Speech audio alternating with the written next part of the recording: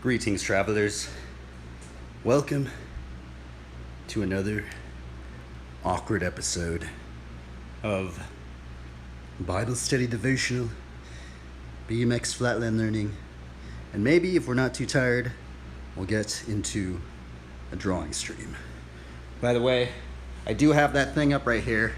I have to me it's like an Olympic flag thing, but I'm actually not an Olympic athlete.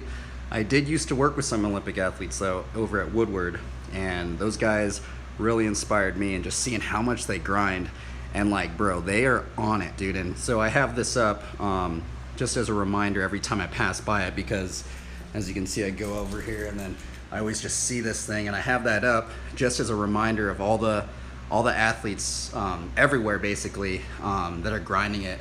And the other weird thing about a lot of the Olympians is that there's a lot of believers in the Olympic sphere. I don't know why. I'm actually not too sure why there's just so many believers within the athletic sphere, but I have met, strangely, a lot of them. And the other crazy thing to think about, like, Olympic athletes is, like, if you think that I'm doing this a lot, bro, they're probably doing this times, like, 3, like, 4. They're doing this, like, they're grinding way harder. So, and they're, like, on much more strict regimens of, like, counting their calorie intake. They have trainers, they have like all sorts of crazy recovery programs and stuff like that. So yeah, shout outs to them, and shout outs to Woodward West, because that's actually where I met my first Olympic athletes. And it was actually before like BMX and skateboarding was in the Olympics, and it was actually these gnarly gymnasts that were Olympic athletes. And what was weird about meeting them is like they really didn't like getting their pictures taken. So like, especially if you like went in their room and stuff, like their little suite thing over at the Hilltop, they'd always like, literally, you went in there and like they would tell you to put your phone on like the little stand. It was really weird. Anyway, we're gonna get into a Bible study. I think also today is like today's like bike day or something like that. It's kind of it just sucks because like, bro, like I can't ride normal skate. Well, I guess I can still ride the skate parks, but it's like, bro, I have this freaking knee injury. I did actually get a knee brace. I actually got a bunch of new goodies today, so we might mess around with that. But yeah, it's like I'm at this weird point. I have like two options. I can either get ACL surgery, be out for 6 to 9 months, which is ridiculous, or I can basically just keep riding flatland. Or I could maybe ride some skate park or street stuff, but I have to be super, super careful. So yeah, I don't know. It's just all risk. Honestly, my goal, I guess not my goal, but my thing that I was going to go about it is when I messed my knee up to the point where I couldn't walk again or even ride my bike, that's when I was going to get the surgery. And I thought the last time I tweaked my knee, it took me out for like 2 weeks, but like, I don't know, I can like start riding again. It's like weird. It's like, but I don't know. So I guess we're just going to keep going with it.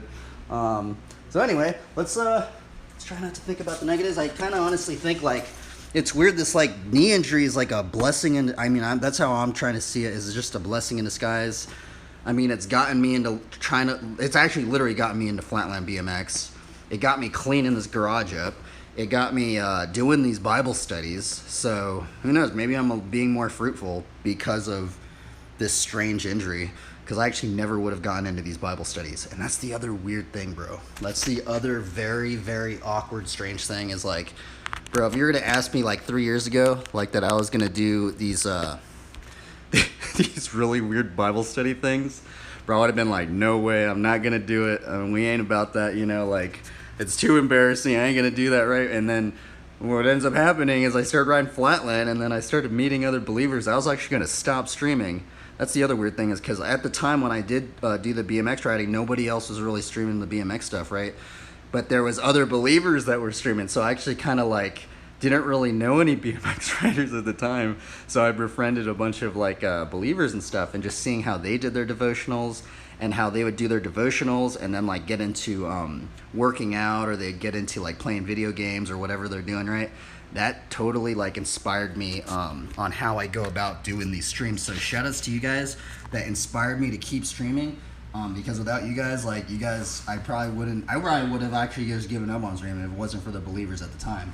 And the other weird thing is there's also some interesting aspects that I've been learning in terms of doing these Bible study devotionals into the BMX riding or the drawing and stuff like that. And it's the sense of like it's like way less taxing on the mind in terms of like looking at viewer count, looking at how much this is being successful, or if this is not working, or if that isn't working. So take this for example. Imagine if like I just did the BMX stream, right? Or I just cut these up. Imagine if I just cut the Bible study and then cut the BMX riding and stuff like that, right? And what would trip me out is like, imagine if I did the BMX riding stuff and that just like blew up, right? It just had a bunch of viewers. And then I did the Bible study and there's like 2 people, like, barely anybody even watching. Everybody's like, oh, boo, this is lame and stuff like that. Well, that's what would kind of be like in my mind, right? But the thing is that since conjoining these together, I don't have that aspect of even knowing, are people even like, do they even like these Bible studies, or do people just think I'm crazy? Do they just want to see the bike riding? Do they just want to see the drawing? If I just put it all together, then it's like, then that whole taxing of the mind, thinking about all these viewers and all this stuff, that's just eliminated. So I feel like that's very interesting, and I'm actually wondering who actually started that train that started happening, because I wasn't the first one that started doing the Bible study devotionals into just normal things that people go about doing, right? I wasn't the first one that did that. I was inspired by other believers that did that. So I'm wondering who was the very first person that was like, that just thought, okay, we're going to do a devotional and then I'm just going to get into playing video games or working out or something like that. There was somebody out there. Somebody started that train and then it started happening, right? But I feel like that is a big one, especially because like there's another thing that's what's been happening when we can join these Bible study devotionals into other things, right? Is that it's like there's this element of commitment, right? Because some of these Bible studies are just so awkward to me, and I'm just like, oh my goodness, people are gonna probably just think I'm crazy, or I just said so much wrong things, right? But then like once I get into the bike riding and then I just start landing things on and I get clips and stuff like that, it's just kind of like, all right, well, let's just commit to it, right? And then like there was this one verse that, because I remember when I first got into these Bible studies, I was like super awkward and nervous. I actually still am. That's the other weird thing. But the thing is that there is this one verse that says like, from the heart the mouth speaks. And basically, we did a bunch of Bible studies on that, and like even if I do say something wrong, that's why I say always take my words with a grain of salt. I always think about that verse. Well, it's like, well, maybe if I said it, well, then maybe that was what was in my heart. And the thing is that I'm not perfect, so I'm probably going to say a bunch of wrong things. So it's like, but I think the most important thing is if we can just have some devotion and just maybe be consistent.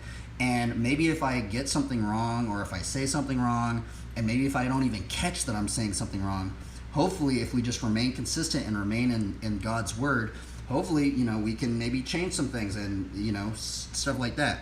But overall, what's been happening, what's actually been occurring, is that it seems like nobody's really calling me out if I do say something wrong. So it's like, I'm like, all right, well, let's just keep going with it. By the way, I'm gonna open this up. I'm gonna open this stream up just in case somebody says something. Let's see here. So I apologize. I should have gotten this. I wish Twitch used to have their old UI. I used to just go behind my phone. I can see the chat like that way easier. All right, well, I think I have this going. By the way, man, I wish I could play video games right now, by the way. I wish I could stream video games. I would actually probably be playing D4 right now, because a bunch of my friends, they're playing D4. The thing is that my computer, so I have like 2 computers. I have a laptop, and then I have this old desktop, right?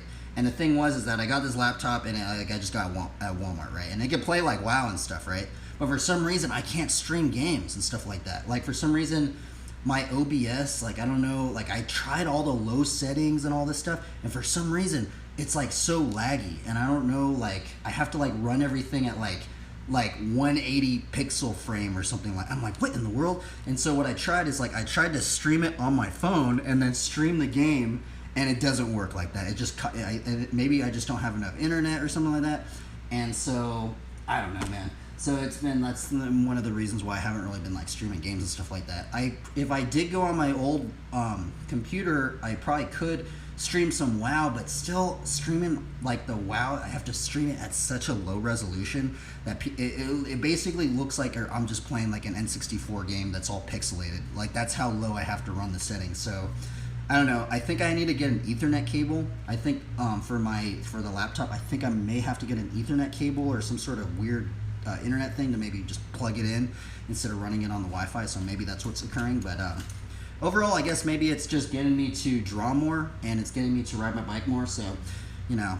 And the other weird thing is, like, man, it's like so strange just going about doing these streams.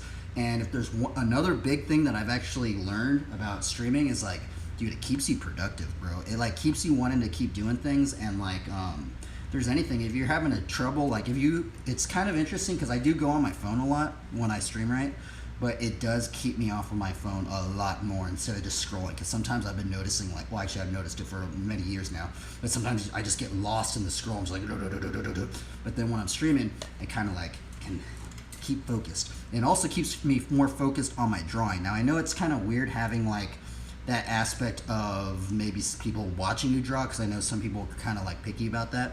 But honestly, that's the other thing, is it keeps me off. It just keeps me like focused. And at this point, especially with drawing, because I got burnt out with drawing. But what's weird is that since I've been doing these streams of just drawing and just trying to have like a one, like basically what I like to do is I like to have one deadline, like stream one deadline, boom, we got to get something done, right?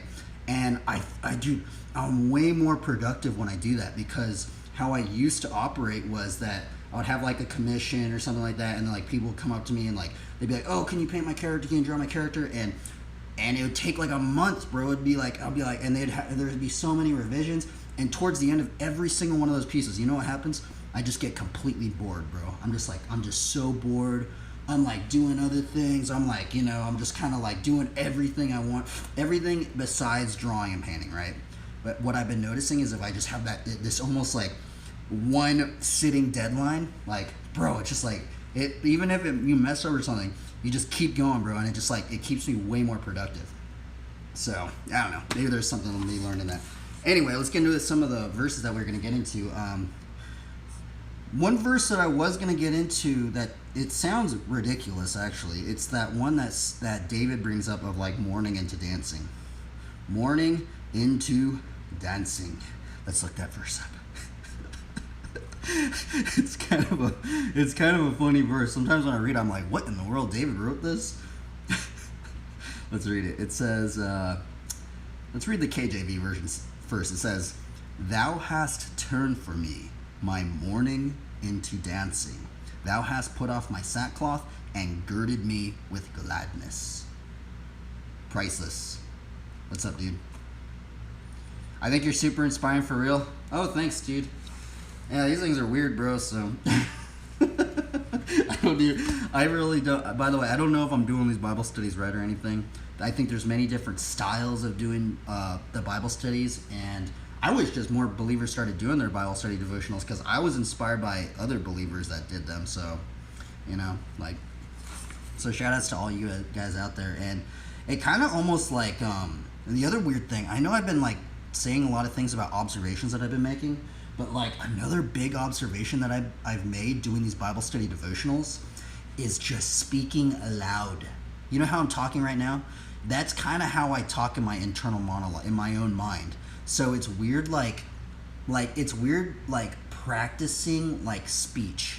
It's like, you know, like Morrowind, like that RPG game where you have like that speechcraft ability and you're like leveling up speech. It sounds cheesy, but you know, like in the RPG game, you can level up your speechcraft, right? It almost feels like, you know, these Bible studies almost feel like I'm just like leveling up my speechcraft or something like that. What up, dude? Hey, what up? Man, you guys are in here. That's so strange. It's so weird that people are watching these things because I did like so many Bible studies and like nobody really even watched them at all. So anyway, let's read Psalms. This is 30:11. You have turned for me my mourning into dancing. You have loosed my sackcloth and clothed me with gladness. That's Psalms 30:11. And what is mourning, right? Mourning to me is like extreme depression, like you're crying, you don't want to do anything. And it's just so weird that David would say, the Lord has turned something so negative and in his emotional state of him even mourning, and he's turned it into what? He's turned it into dancing, movement. And I feel like dancing isn't just like just being slothful. To me personally, I think dancing is just getting up, moving your body, and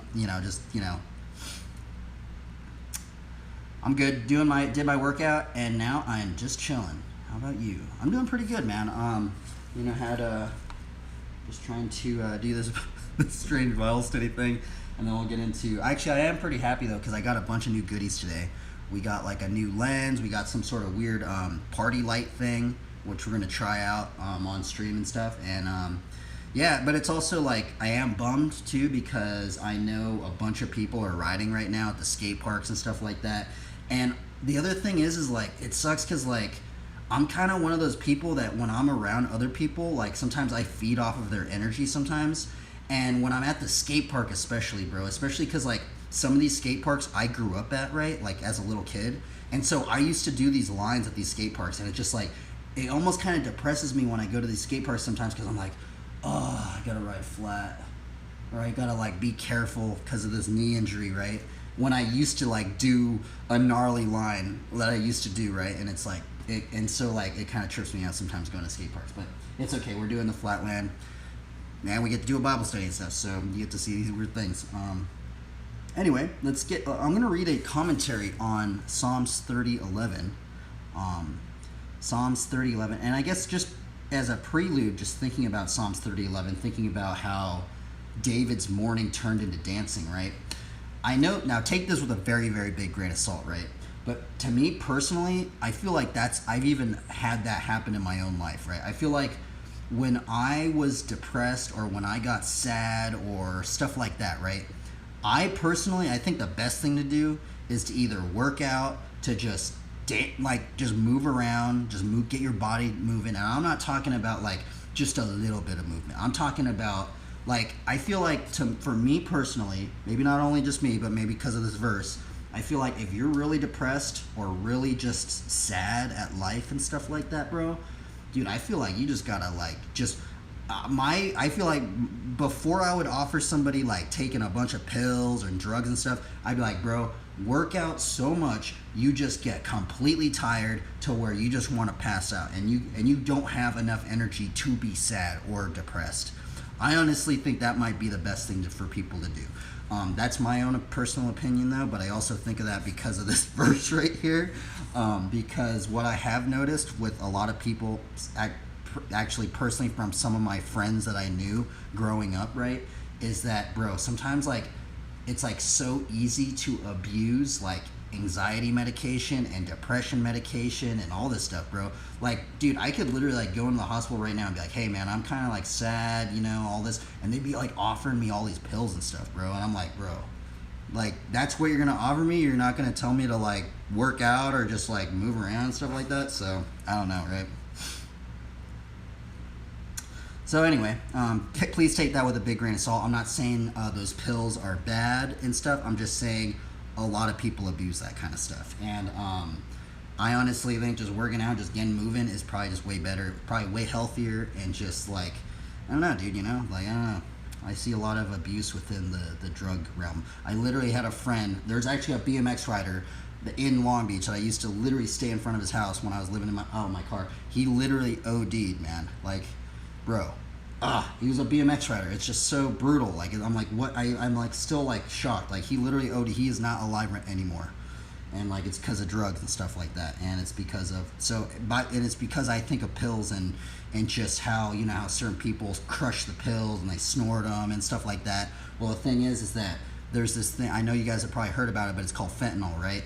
And the thing is, I'm pretty sure he was like snorting stuff, and he got something with freaking fentanyl in it, and he died, man. It's crazy, bro. So if you're out there, please be aware of, like, I say stay away from anything where you have to snort. Stay away from pills. Stay away from something that you can't even tell what's in it and stuff like that. Because a lot of these pills, a lot of these drugs and stuff, bro, they cut that stuff with, like, you never know what they're cutting it with, right? Especially if it's like some white material, like, oh yeah, bro, it's all this, it's a pure and stuff. Bro, you never know what they put in there, bro. There could be baby powder and stuff. There's all sorts of crazy stuff in there. So stay away from that stuff if you can. I literally had a friend die, literally OD, so I'm like tripping out. I'm like, what in the world, bro? It's like, and this dude was like healthy, bro. Like it's like so crazy to me. I'm like, bro, like it's so insane that a healthy dude, ripped dude, just died. Like I'm not even talking about it anymore. It's just ridiculous. Anyway, so yeah, let's look up a Psalms 30:11 commentary. Man, it's brutal. I'm almost kind of just like I'm like super like I'm almost like angry that he like, I don't know, man. I don't know. Let's just read a commentary. Let's see. God turns our mourning into dancing. Which one are we gonna read? Let's read this one. Let's read Scriptural Grace. I agree. Let's see here. I'm gonna have a little bit of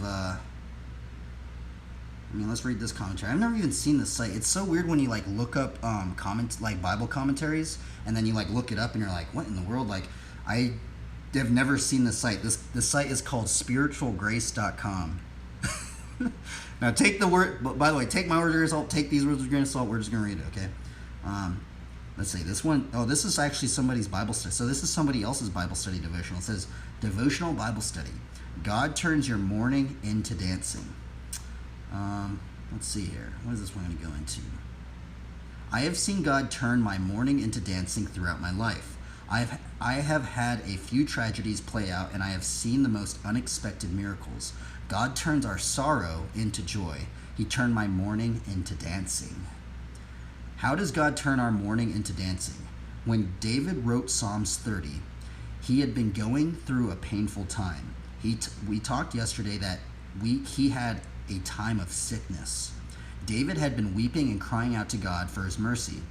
God heard his prayer and took David's garment of sorrow and exchanged it for clothes of joy. The joy that David experienced was the joy of a righteous God walking with him during and after his trial. David had many problems with sin and enemies, and had times of distress and discouragement, and he had times of sickness. Sometimes his burdens were so heavy that he wept through the night. David tells us in Psalms 37 that God hid his face from him for a time, but then David sought God's mercy, and God exchanged his clothes of mourning for clothes of joy. You know, the other weird thing is sometimes I think about that too, right? Because I know, like, sometimes I wonder, like, if God, like, sometimes leads us into things that makes us a little bit more, efficient, right? I really I don't know about you guys, but I love when I find things of efficiency, right?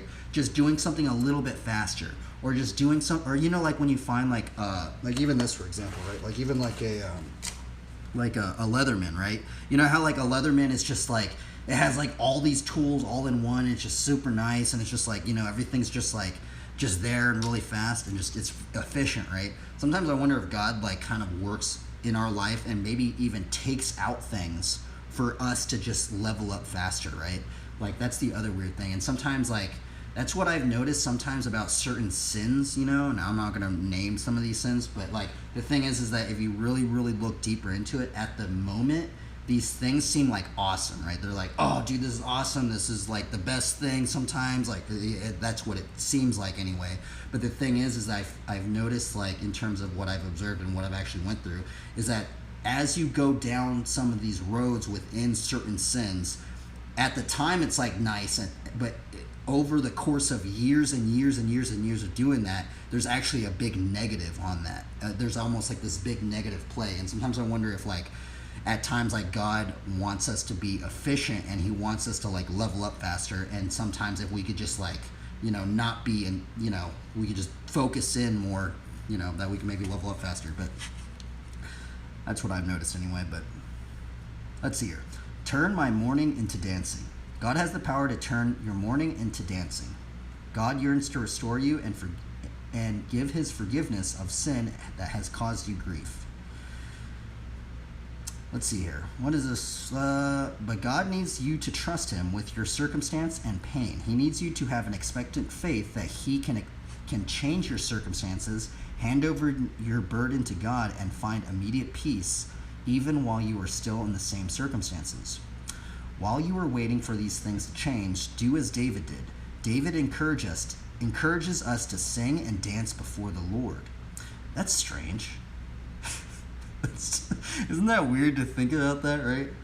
David. And the weird thing about David is there's even that scripture that says David was a man after God's own heart, right? Isn't that strange, right? Like imagining like David, that's his description, that David was a man after God's own heart. So maybe if David was a man after God's own heart and he's encouraging people to sing and dance before the Lord, hey, that's what the Lord likes to do too. I don't know, right? I don't know. You will find joy rushing in you as you do this because you are reminded that God is the God of the impossible. He alone has the power to cause transformation in your life. God can change everything when you commit your situation to him, and you will find strength and courage to trust God with all your concerns, no matter how hopeless it may seem. In Romans 8:28. And we know that God causes everything to work together for the good of those who love God and are called according to his purpose. That's Romans 8:28. Now, Romans 8:28, here's the weird thing about Romans 8:28 is I've noticed like every single denomination that I have observed, like it seems like if I bring up Romans 8:28 to any single like denomination, right, they're always like, bro, I know that verse. Like that Romans 8:28 is like the verse that most believers know about, right? And it's the strange verse of like God, let's just read it again.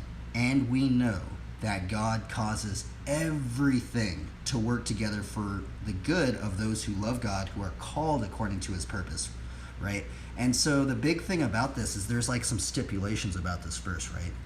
If we love God, right? If we love God, it's almost like how I view it, right? How I view Romans 8:28 is that there's like this stipulation of if we're trying to follow the Lord, we're trying to follow God, he has almost like the skeleton key, right? And the skeleton key gets put in this giant portal, right? And the portal is your own life, right? And imagine like all these gears, right, in your own life, everything that's happened, and they're all churning, and it's like this giant, just mystical portal looking thing, right? And I feel like the Lord sometimes, if we abide by the thing of trying to follow the Lord, he has the skeleton key and he's walking around and he starts going around and just turns it, and then like even the cogs that were like really messed up and even the negative things in your life, all these things just start shifting and just start like working in for some odd purpose in your life, right, for his will. It sounds ridiculous, but that's what when I think about Romans 8:28, and every time I think about it now, I just have this like imagery of like this weird skeleton key portal thing, and it's just like using everything, even the bad things that have happened in your life. Let's see here. The Hebrew word amen originally derives from another Hebrew word of a similar meaning, amen. It is sometimes theorized, probably incorrectly, that this Hebrew word has its origins in the Egyptian god Amun, which is sometimes spelled amen. Huh. That's weird. Interesting.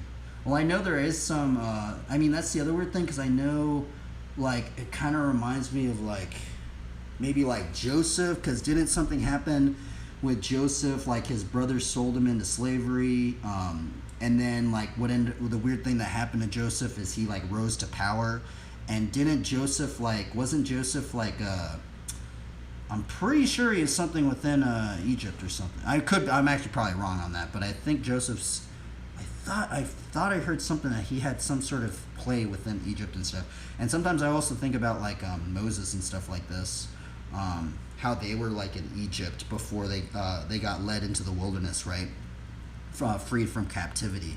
So sometimes I wonder how much stuff that they learned while they were maybe in captivity in Egypt, and then they were in, I wonder if they like took some things and kind of like, I really don't know, right? So I don't. By the way, I'm also very not. I'm very how I would say a bit confused with the lines of the old covenant and then the new covenant, right? So a lot of there's actually a lot of denominational differences because of the old covenant, and then there's the new covenant, right? What is the new covenant? It's when the Lord Jesus Christ started having his ministry and doing all this stuff, and he died for our sins and stuff like that. But the thing is that within the Bible, it's the Old Testament and the New Testament, right? And so the thing about some of the things in the Old Testament is that there's a bunch of laws and all this stuff, and this is why if you hear a lot of people that like are really like against the faith and stuff, a lot of times they quote things in the Old Testament, right? Because there's like all these like crazy laws, there's like strange laws and stuff like that, right? But in the New Covenant, the Lord Jesus Christ has wanted us to go into this new covenant with him, right? And so some of these laws that were back in the Old Covenant no longer apply and stuff like that. And that's where a lot of confusion is had, and it's also confused me at times. And so within the Old Testament, I get a little tripped up a bit with a lot of the stuff in the Old Testament, and so. But also there was this strange book. Now please take this with a big grain of salt. There was this. Now another believer actually told me to read this, right? And it's like, I don't know if I should have read it, but I did have a believer tell me to read it, and I read it in like one sitting, and it was something about Jewish mysticism, and I know that's like something that's probably frowned upon within like the Christian community. But the thing is that I did read this book. It's called the Zohar, and the Zohar is about like Christian mysticism. I read the Zohar. My friend this believer did tell me to read parts of the Kabbalah, but I didn't read the Kabbalah. I read a little bit of it, but it was like too much of it, right?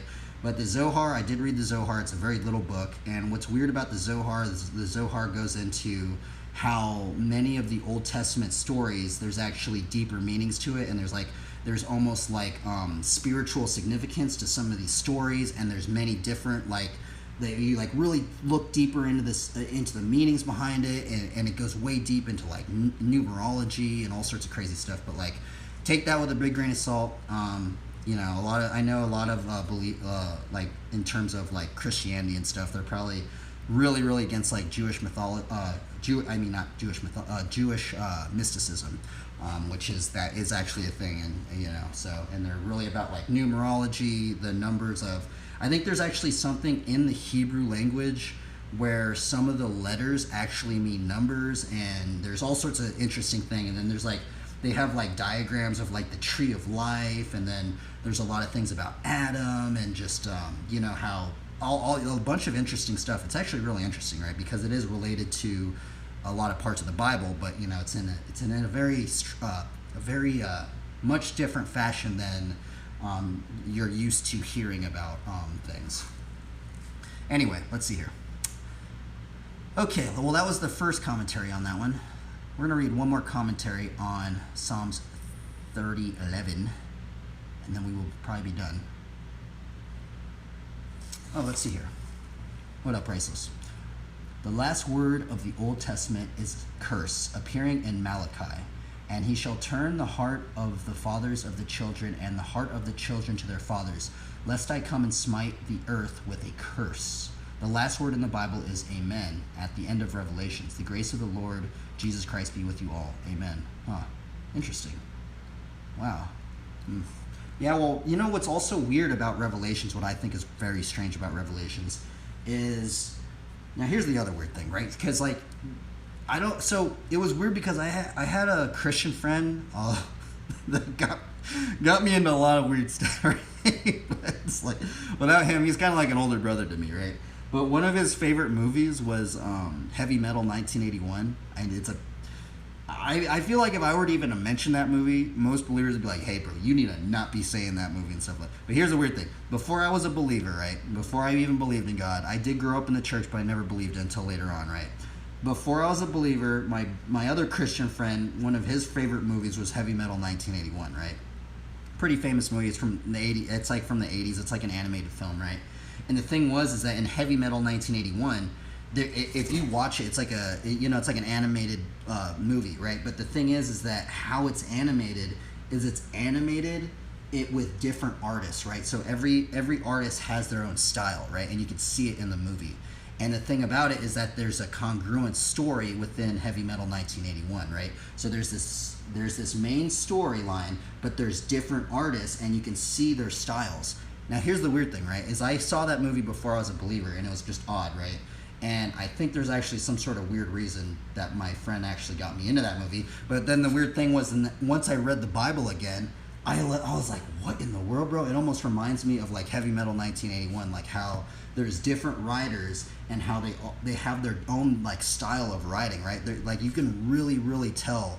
Like that's what's weird about the Bible, bro. Like you can tell people's writing styles. Even like some of the Old Testament, it's like very like number heavy, like fact driven, like this many troops, this many, all this numbers.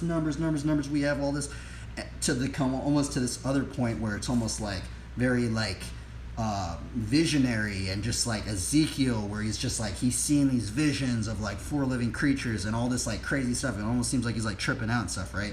And then it goes like into many different other styles of like almost like a philosophical style of almost like Socrates or like Plato, like within like Proverbs and stuff, right? Even just like the whole Proverbs itself, right? And then there's like the Psalms, where like the Psalms are like songs and stuff like that, right?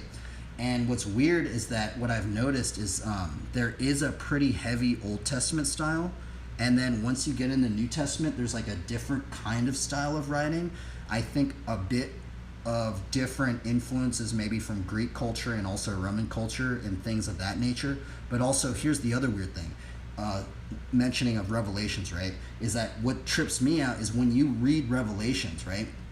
Revelations is a strange book because like it almost is like a book that reminds me of the Old Testament, right? Because there's so many, like, if you were to see it and you read Revelations, right? Revelations has a lot of like roots that go into the Old Testament prophecies of like Daniel and stuff like that. There's so many combos, right? I like to call them combos, but there's so many combos, like so many roots that go under, and it's almost like this thing of like the Bible is this like strange it almost just like to me personally. Here's actually the other weird thing is I've actually heard a lot of believers say they actually do not like Revelations. I've actually heard believers mention that they wish Revelations was never in the Bible. Because like I understand why, because a lot of people get tripped out about Revelations. You know, they get tripped out about Satan, you know, the devil, you know, the number of the beast, you know, the mark of the beast, you know, Babylon and the great harlot, you know, that rides, you know, there's dragons in the Bible, there's the Archangel Michael in Revelations. Dude, Revelations is a trip, dude. Even like if we think about Revelations, it's strange because it also brings up the 4 living creatures, which are mentioned in Ezekiel, right? And the 4 living creatures, it's very strange in Revelations. Actually, they actually say that we're supposed to not damage the oil. Dude, it's so weird, bro. Here, check this out, man. So it's like, man, today's Bible study is completely ridiculous. This is crazy, man. There's so many weird combos today. People probably just think I'm crazy, but but I think it's just fun. At least we're just having like a thought. We're kind of pondering on the word, right? But I mean, please take these verses with a very big grain of salt too. But it's about the four horsemen, right? And if you do have a Bible, you can underline it too, because I have them underlined, right? And it's when he opened the third seal, I heard the 3rd living creature say, "Come." And I looked, and behold, a black horse, and its rider had a pair of scales in his hand. And I heard what seemed to be a voice in the midst of the 4 living creatures saying, "A quart of wheat for a denarius, and 3 quarts of barley for a denarius, and do not harm the oil and the wine." Right? Now, what's strange is I have read this verse so many times, and it was only actually maybe a year ago that I discovered that the 4 living creatures are not the 4 horsemen. So when you read Revelation 6, right, I always thought, oh, the 4 living creatures, it's just the voice of the 4 horsemen. That's not the case. So the 4 living creatures are actually mentioned in the Old Testament of Ezekiel, right? So Ezekiel mentions these 4 living creatures, right? And if you see a lot of these, I don't know if you've seen the memes. You know, like you see those memes of the angels, and like these angels have like, they're like these circle things, and then they have the eyeballs and stuff like that. Everybody's like, oh my goodness, man, these angels are crazy. Well, the thing is that I don't actually know if those are actually angels. I think those are mentionings of the 4 living creatures. Now, some have hypothesized that the 4 living creatures are a hierarchy of the angelic order, right? Because there is a hierarchy in the angelic realms, right? And so, but the weird thing about the 4 living creatures is that these creatures are actually the creatures closest to God's throne, the Lord Jesus Christ. And they're actually the creatures that are closest, like on 4 sides of God's throne. And what's weird, if you really read this verse right here, it says, this is Revelation 6:6. And I heard what seemed to be a voice in the midst of the 4 living creatures saying, a quart of wheat for a denarius, and 3 quarts of barley for a denarius, and do not harm the oil and the wine. Now, so what's weird about thinking about this verse right here, what's strange, is that what does it mean that there's a quart of wheat for a denarius, right? What is a denarius? A denarius mentioned in this verse right here. So a denarius back in the day, back in history, was actually a day's wage. It was you working for an entire day. That was what you would get. You would get a denarius, right? And so what they're saying, what the 4 living creatures are saying, is that there's going to come a time when the food prices potentially may rise, right? And it's also weird because the biggest part, which is weird about this verse, is they say, do not harm the oil and the wine, right? Now here's actually the scary thing, is because I actually started the stream off. I started the stream off showing this, and actually this is a sticker that I got. This is a sticker that I got in Long Beach. Where is it? There it is. See that sticker? It says "Save the Arctic." I know it's a weird sticker. I did get that sticker in Long Beach.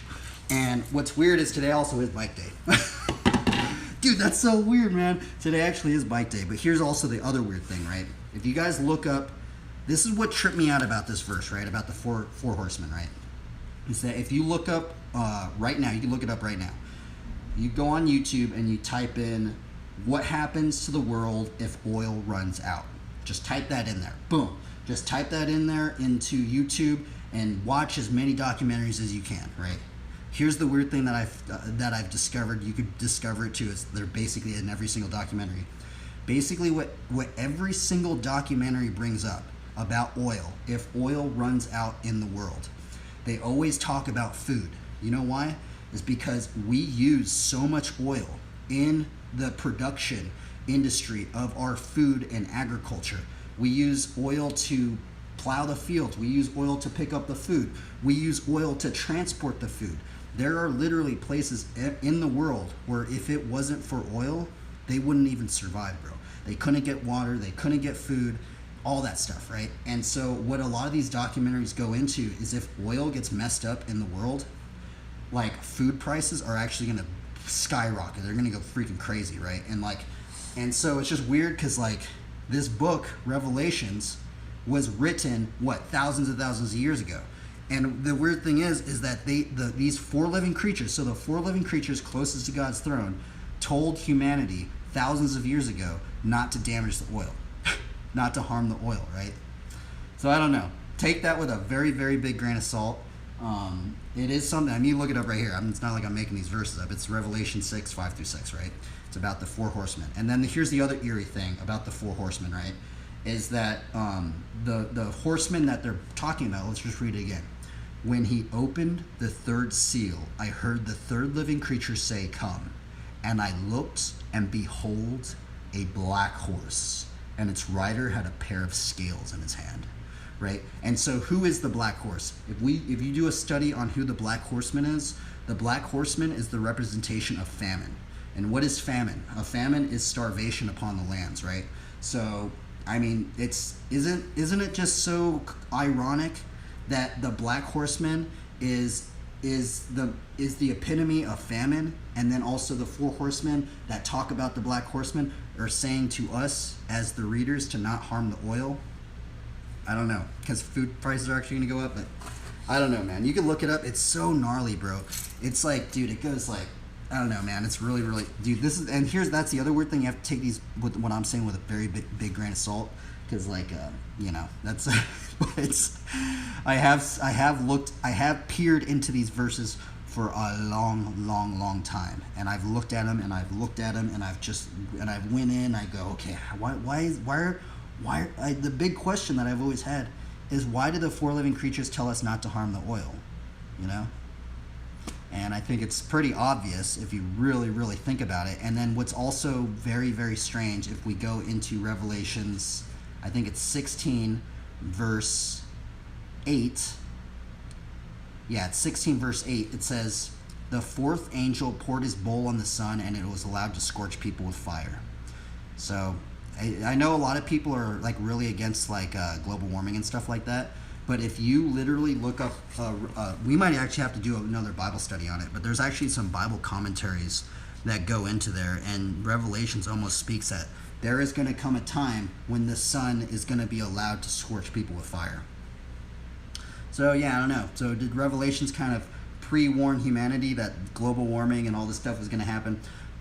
Potentially, maybe, right? Because also maybe I could be reading these things wrong, but also there have been like biblical scholars and stuff like that have like been looking at some of these verses, and it's pretty crazy, man. Like,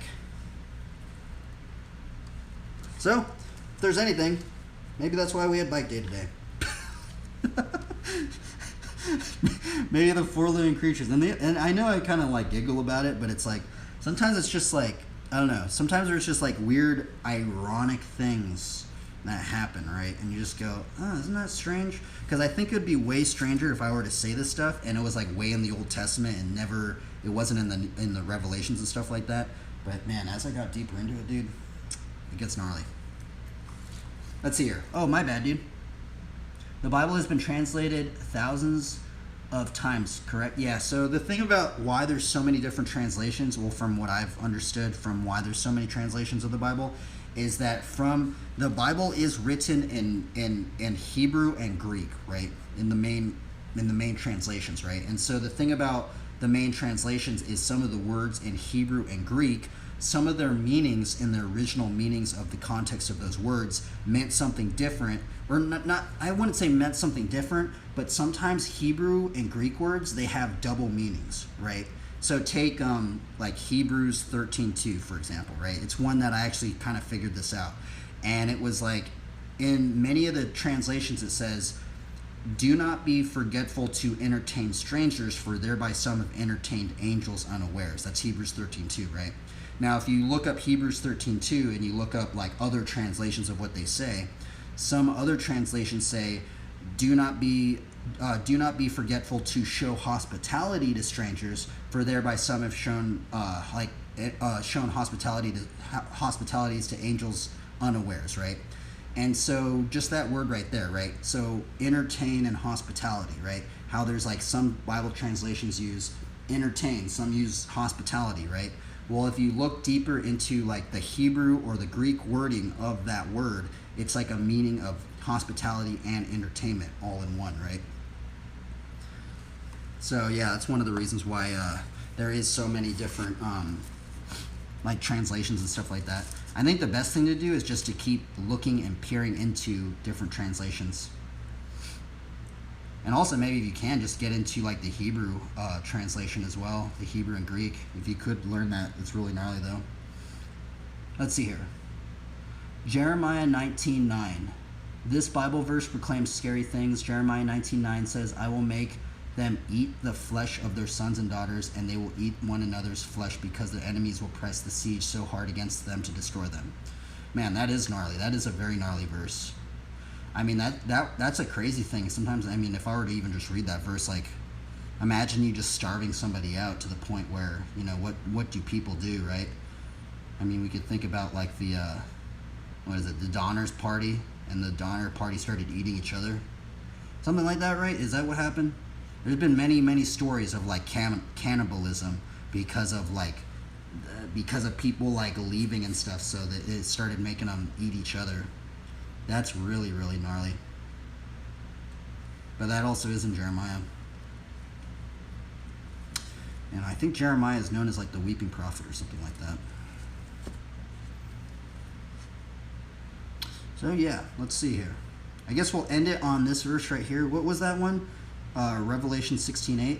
Revelations 16:8. This one says, let's see here. We will end it on this one.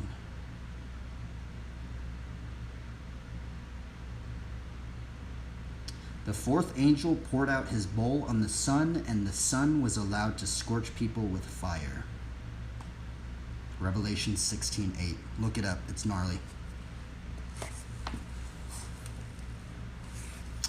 Hey, it's Jeff. 2, 3, 4. Welcome to these very awkward streams. And please take everything what I say with a grain of salt.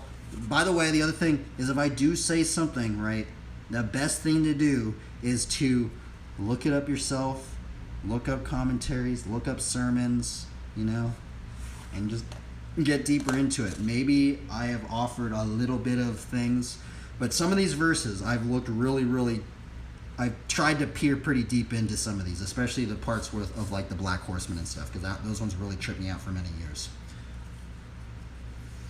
Okay, we're going to do a card draw. Man, today's Bible study is really long. Holy Toledo.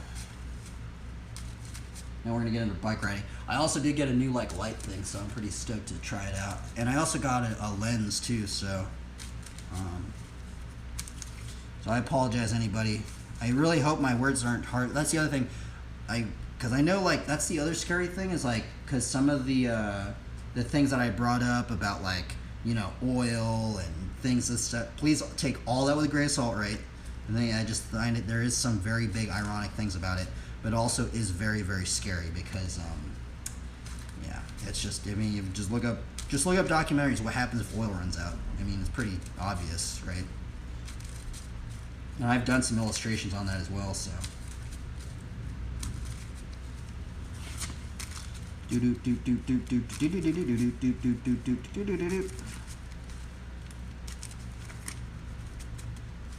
now we're going to do a card draw. What kind of cards are we going to draw today?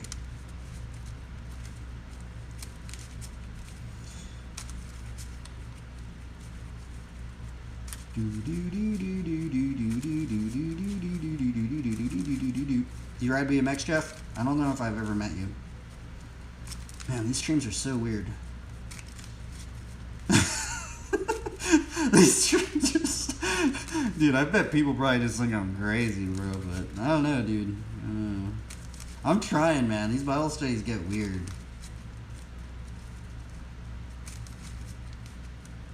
Hopefully I gave some glory to the Lord, man.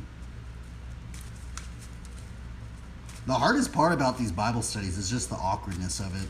I think that's just the biggest hurdle of it. Like, what are people going to think of me? Did I say something wrong? All this stuff. But that's the cool thing about streaming is it's just like, oh, well, if I said something wrong, well, you know what? I can't edit it out, so. An awesome study. It was a weird study, bro. It was so weird because I also don't pre-plan these things out, right? Like, I have done a lot of these studies. I kind of covered a lot of the topics, but like, isn't it weird how we went into mourning into dancing? And then we somehow got into Revelations. How did I even get into Revelations because of that? Oh, it's because some people were bringing comments. That's why I got into that. But yeah, it's so weird how like, you know, it's so weird when you kind of don't plan things out a little bit and it just kind of just like starts like it just takes on these new paths where I wasn't expecting to go. Because I honestly thought today I was like, I kind of had the plan. Okay, we're gonna just do mourning into dancing. I'm gonna read a commentary. Boom, I'm gonna get into bike riding. Right? I thought that was what it was gonna get into. Right? It was very quick, very simple, and then I ended up getting into like all this crazy stuff, bro. Like crazy stuff. Really helped me get closer to God. Oh, interesting. Well, yeah. Also, I did want to say like it also takes like. Because it's not like, you know, I always say, because I have heard some comments as well from other people, and they're like, oh, well, you know, I'm doubting God and all this stuff. There was actually a long time I doubted God too. There are still times I doubt God, right? Like there's still questions that I doubt God on. Like I'm God, why is this? Why is this like this, right? And the thing was, it wasn't like I just like went into all this stuff and I just came out running, like right out of the womb. I'm just like running, you know, like It wasn't like that, right? So like what ended up happening for me and many other believers, if you actually really get to know them at many times, right, is it really starts off very small, right? Like these little seeds of faith, and then they just start watering, and hopefully if the word continues to grow in us, right, the seed of faith just keeps growing in us and growing in us and growing in us and growing in us, and sometimes it's a very gradual process, right? And then hopefully it gets to the point where we start producing fruit, right? So yeah, and that's why I like Trent's, by the way. You know, like in RPG games, like I love the Ent characters. That's another weird thing, right? You know, like in Lord of the Rings, the Ents and stuff like that. If you read the Bible, there's many instances where they talk about like trees, and we actually becoming like trees, and even the seed of faith that grows in us grows like a tree, and we actually end up becoming like trees that produce fruit and stuff like that. I honestly think J.R. Tolkien was heavily inspired by the Bible for his Ent characters, because of scriptural references. And that's why I like Trents, I like Ents, and if you play any RPG games, those characters are really cool. And just know that if it wasn't for J.R. Tolkien and him writing Lord of the Rings, we probably wouldn't have the subclass of Ents or Trents in most of these RPG games that a lot of people on Twitch play.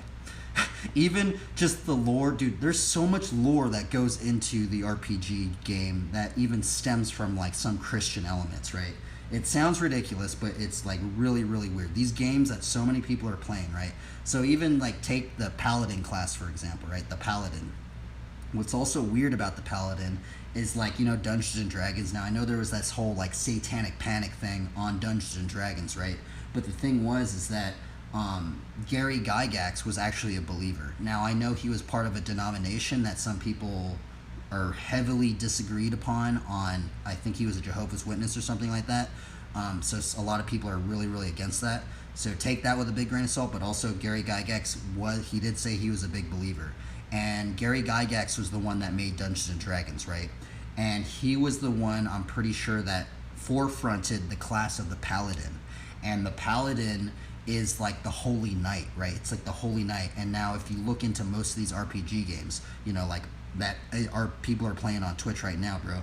Like a lot of people, there's like the Paladin class is a very iconic class. Like it's so crazy, right? And if you really look into where did that class stem from? Where did all this stuff? You go deeper and deeper into the roots, man.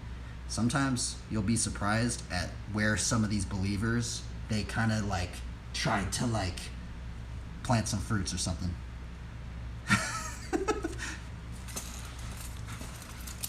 Holy moly, dude, this Bible study is gnarly, bro. Holy Toledo, first card of the day is congregate.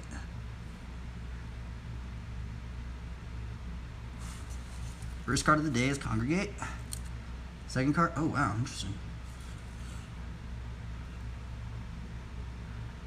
Second card is angelic benediction. This card always trips me out because Michael Cormack wrote. He illustrated this card, right? So a dude named Michael drew all these angels, and I just find it really weird. Imagine you having the name Michael, and someone commissioned you to draw a bunch of angels. I just find that really weird, right? I'd be like, I bet he thought about that a lot, dude. A dude named Michael being commissioned to draw angels, bro. He thought about these angels probably more than 98 or 99% of most human beings, I think. If you really think about it. Holy moly, another dude. We got we got another angel card. Yeah, we got another angel, bro. We got, what is this one? Aegis Angel.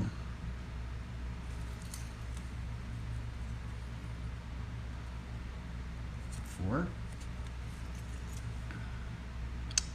We got Island.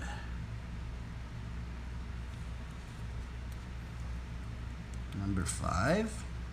Bro, what in the world, dude? I haven't had a hand like this in so long, dude. Look at, we got angelic armaments. Bro, dude.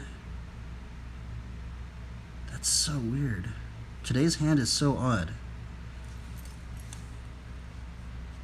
I've never had, we had, like, dude, look at all those. We had like 4 angel cards already. 1, 2, 1, 2, 3, 4. Oh, dude, look at this. We got hidden ancients. Dude, today is so weird. Look at that. I was just talking about the Ents and the Trent characters things, right? Now this does remind me of one verse. I think it's Matthew 13. This card reminds me of a verse in Matthew 13. Let me read it. Matthew 13:32.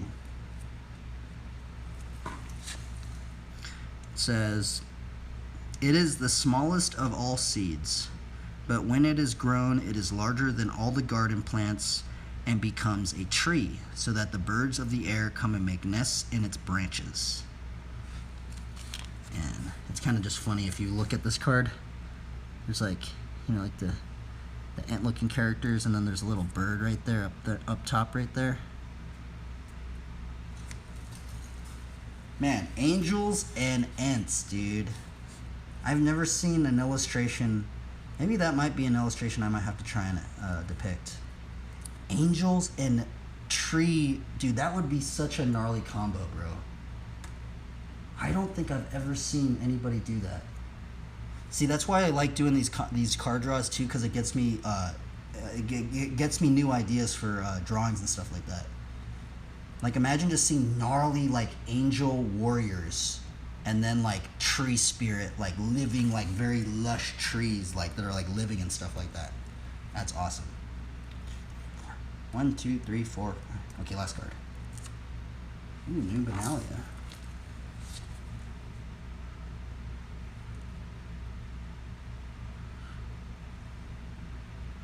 Card's cool. Actually, I haven't drawn this card in a long time.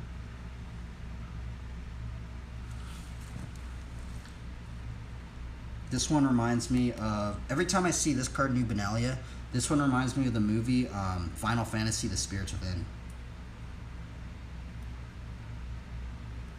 Wow, what an interesting hand. Just an interesting day, man.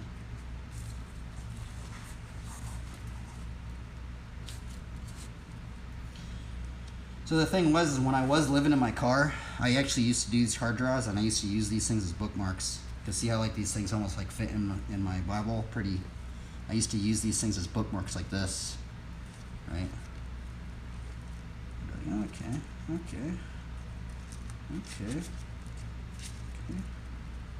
It'll fit in there. Good bookmarks. Okay. Oh, man. Dude, today's Bible study was gnarly, bro. People probably just think I'm crazy. My bad, everybody. Anything I said, just look it up, too, because I probably said some of the wrong stuff, but oh well, I can't edit this stuff out, okay? I gotta go with my mistakes, okay? So.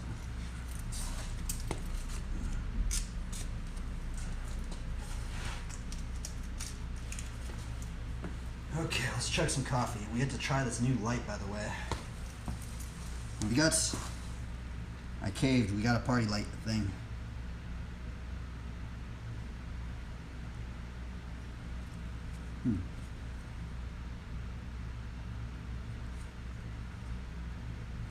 Huh. This thing's really powerful, by the way. This thing was, I think, like $35 or something. Dude, this thing is powerful, bro. Dude, you'll see it. Here, I'll put it on right now. Let me put this thing on. Where's the cord to this thing?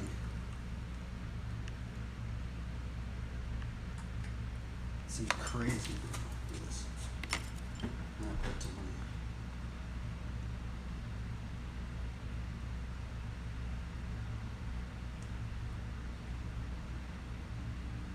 Look at that. Isn't that crazy? Holy Toledo. I wonder if you can see it on the stream. Oh, you can see it on the stream. Whoa. It's actually very faint. Maybe I'll just run it like that. What if we run it with like this and then like...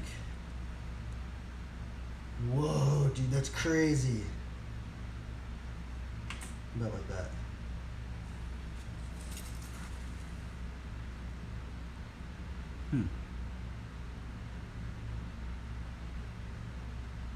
Oh, I think I'm gonna run it like that. But it's kind of like too dark, right? You know, I'll put that light on right over there.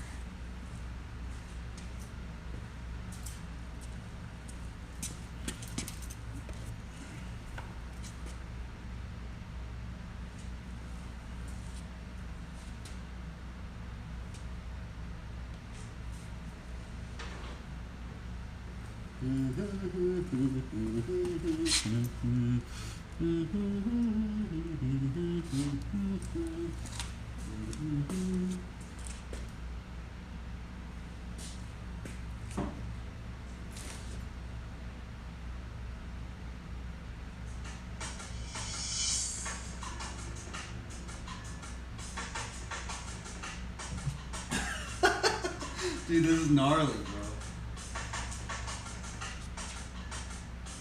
It looks like it's kind of like too dark in here. I think it's a little problem.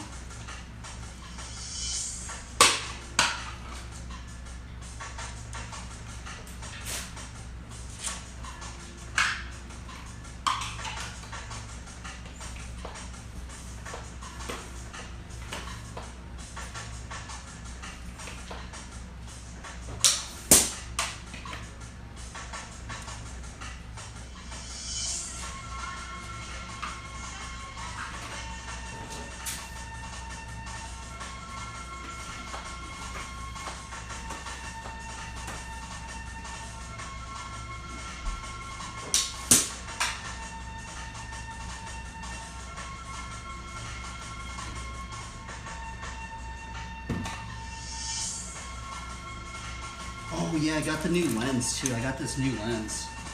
Let's try it out. I got a whole bunch of new gear. I wonder if this is gonna work on the stream camera. So we got a fisheye lens. I don't know if it's gonna work on here though, because I know Twitch has a thing where they use their own like focusing thing. Try that. When you spit on the breakfast deal, it's kind of breakfast that really sticks with you.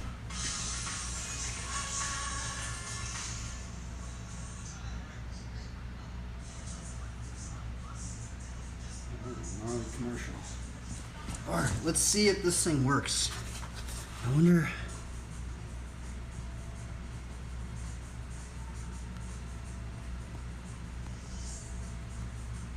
I don't really know if it would work. I don't really know what that looks like.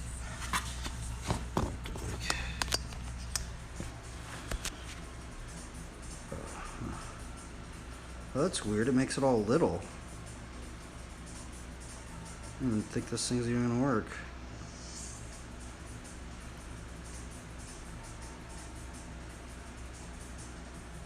Huh. That's sketchy. Maybe I have to take my, I think I might have to take the cover off thing. I guess that's something we can like play around with. It might be kind of cool, get some different angles or something.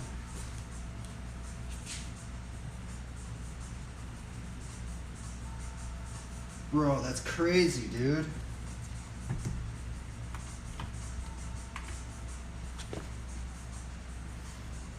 Kind of mess around with this thing. Yeah, we get like some different shots in here now.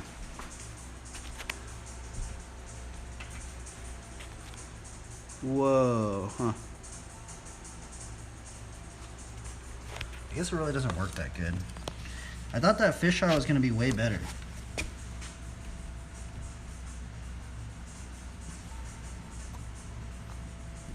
I'm gonna have to mess around with that one later. I think I might be able to get some different shots on that though.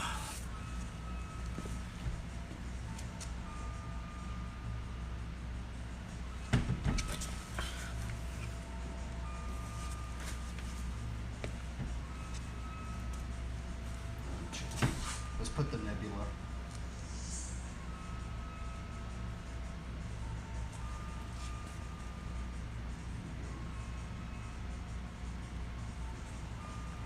Nebula blue lights.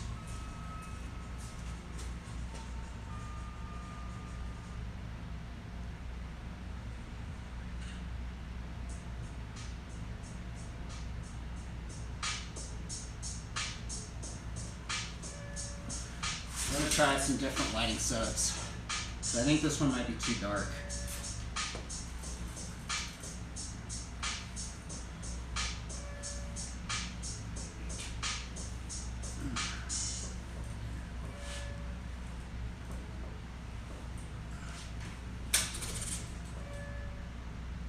That one's way too dark. What about if I try it like this? Yeah, that'd be better.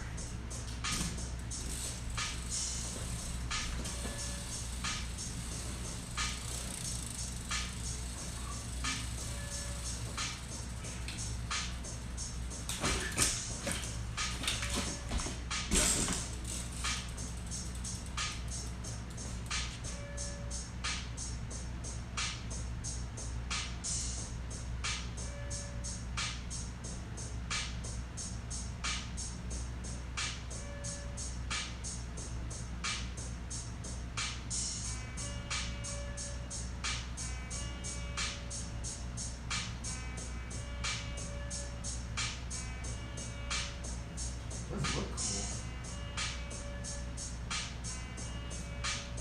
Maybe just put.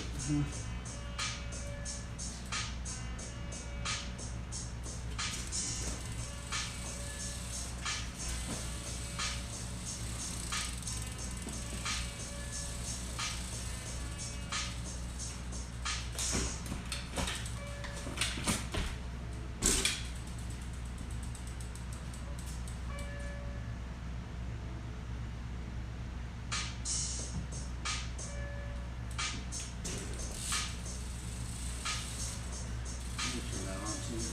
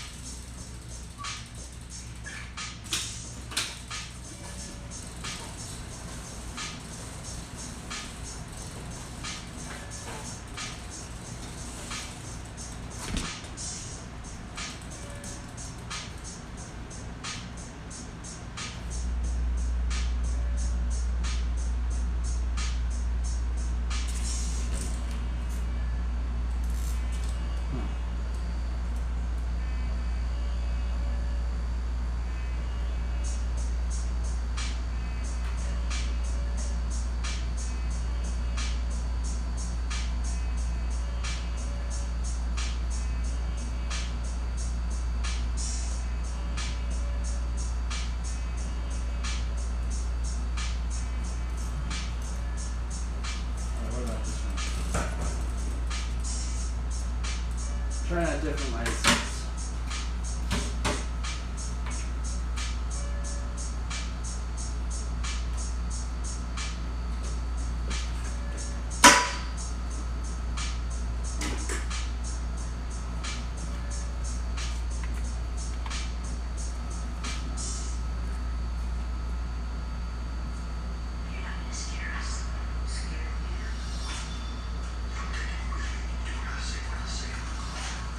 That one's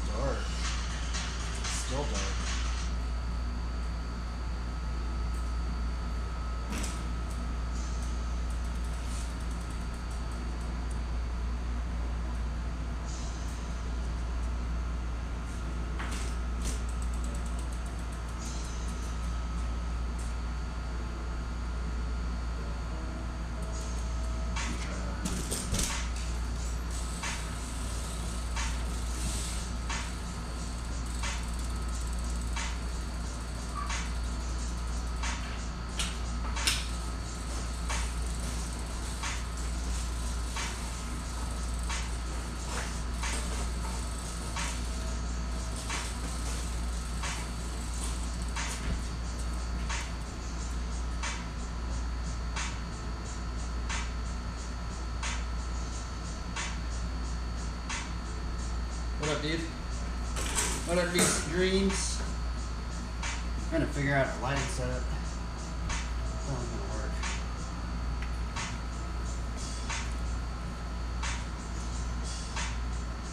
I think this is the one that we're gonna go with. It's settled.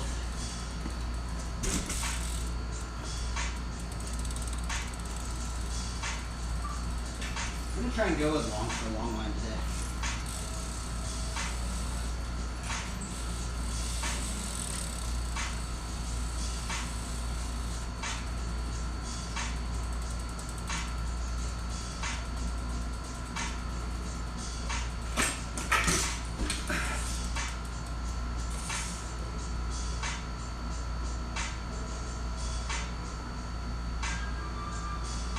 Well, it's all good, dude. You don't gotta be sorry, bro. Everybody goes through stuff.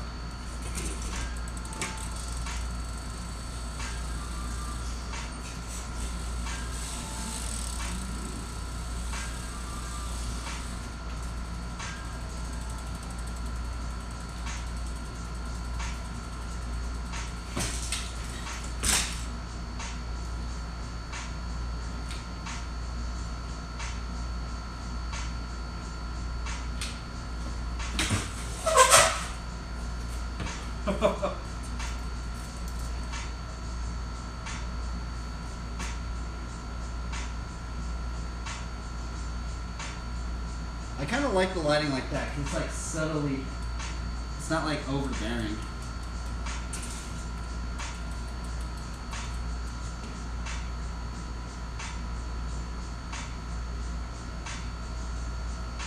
Wish you could do this. Well, that's the cool thing about flatland, is that flatland you can learn in many areas, right? Because like you really don't need like a skate park. You don't need a skate park. You don't need like dirt jumps. You just have to find like a little piece of land and then just have the bike, right?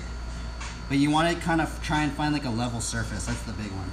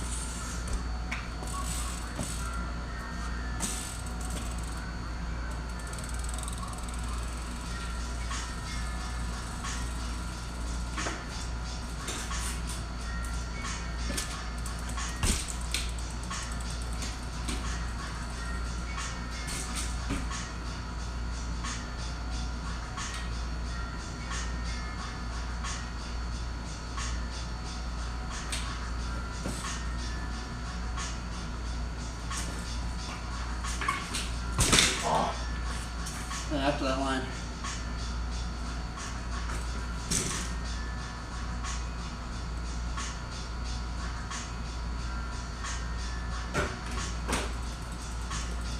I'll fix this camera.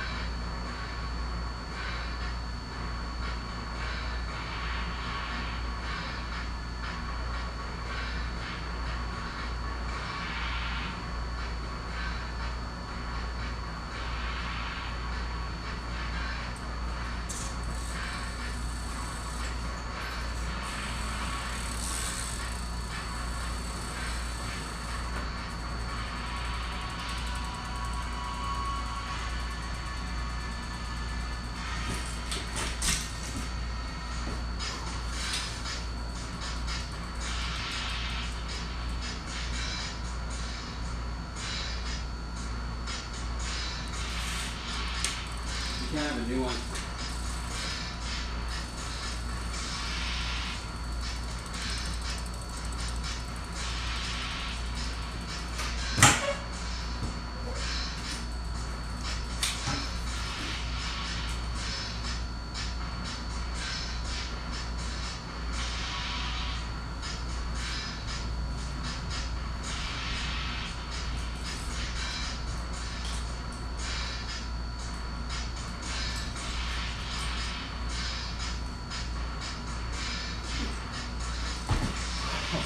That's gnarly.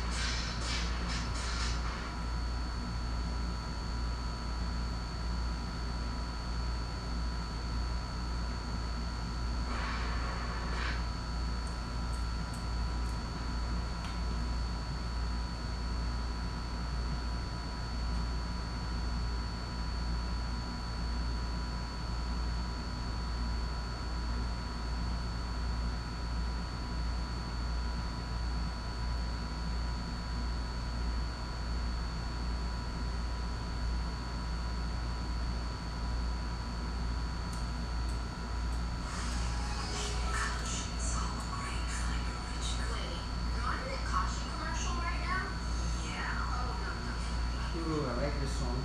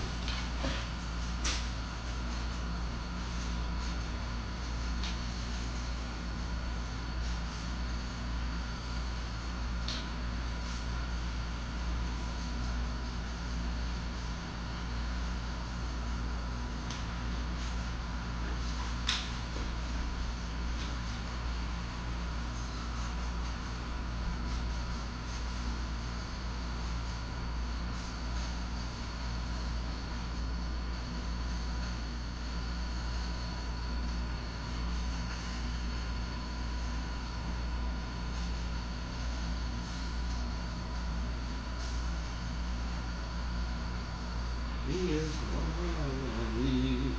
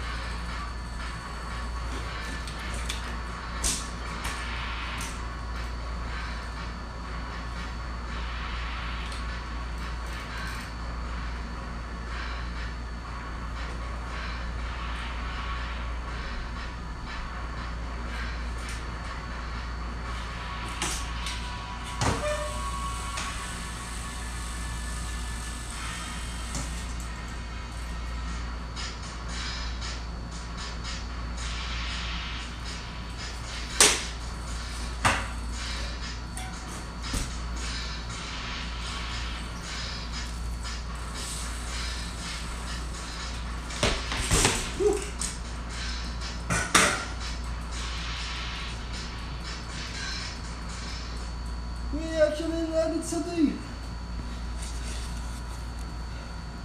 Cool. Only I don't land something for a couple hours. We actually landed something. That's cool.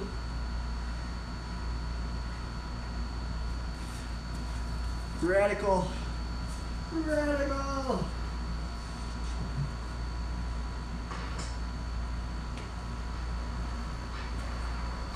First flip of the day.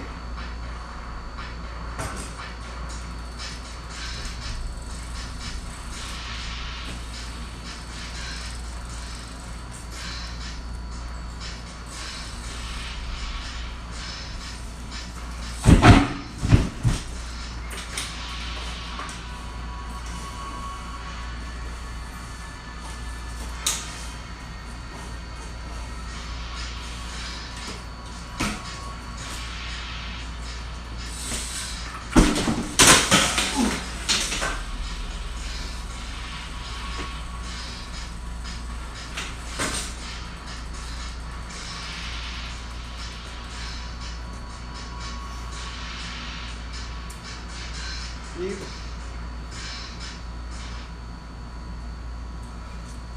Man, my ankle's like sore. It's weird. Like, it's like I have sore stuff.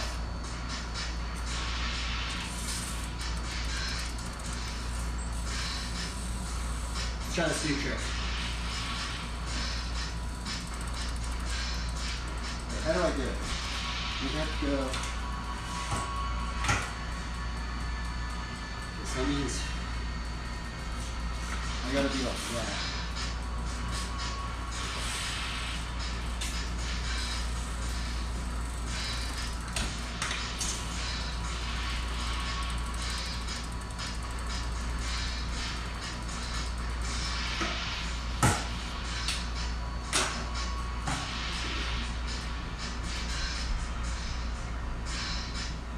Oh, it's still in that position. This. Oh, that means I have to be like that. I saw Chris do it.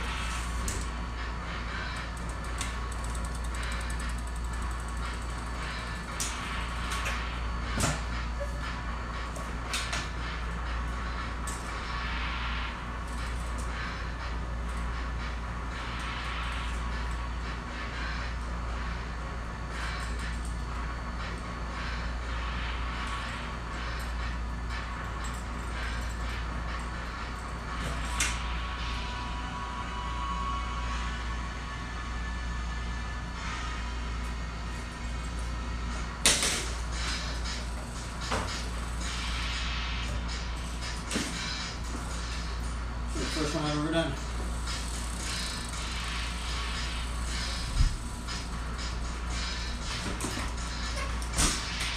I think that was sketchy. I think I can do a better one.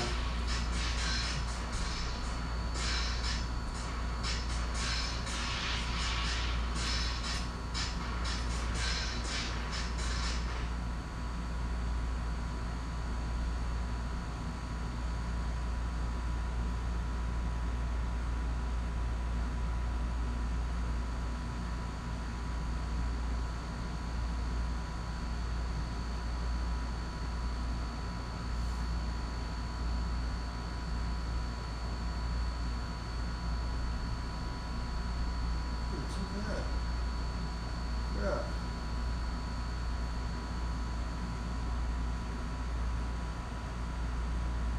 SeatGeek presents Boom Stickling. SeatGeek knows her find the perfect seat so she can sit on her.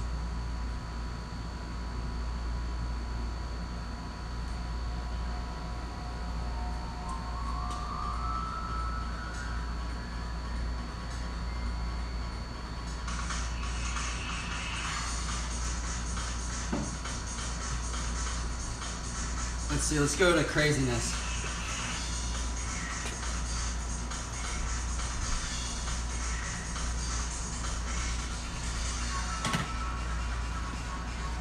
Craziness!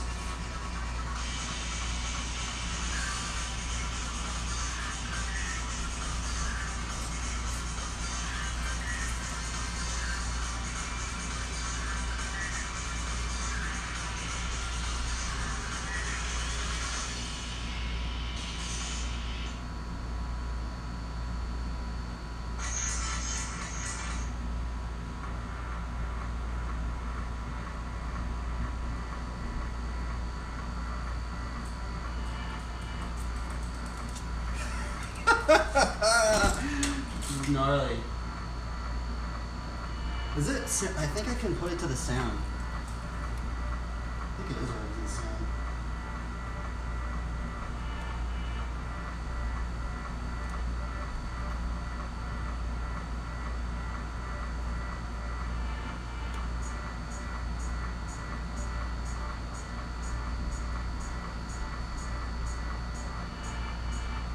It didn't work.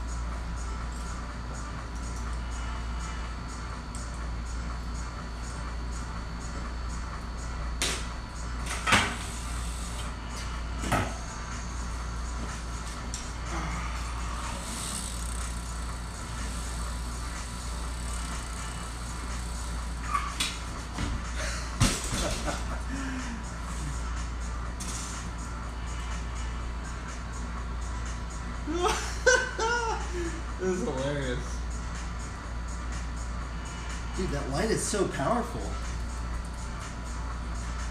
It's crazy.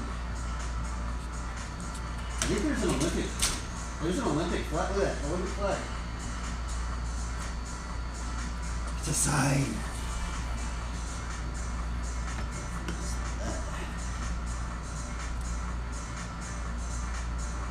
Let's see the Olympic flag. Where is it?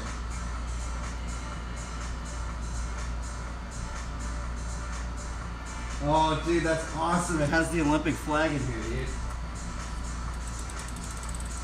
Go rock it. We're going to rock it just because it has the Olympic flag.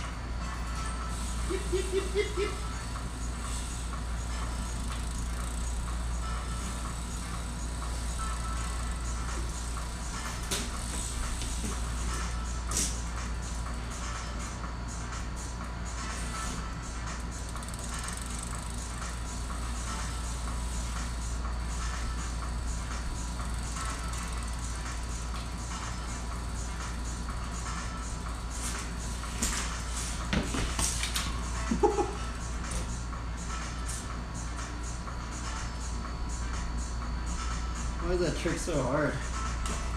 You never land it. This thing straight.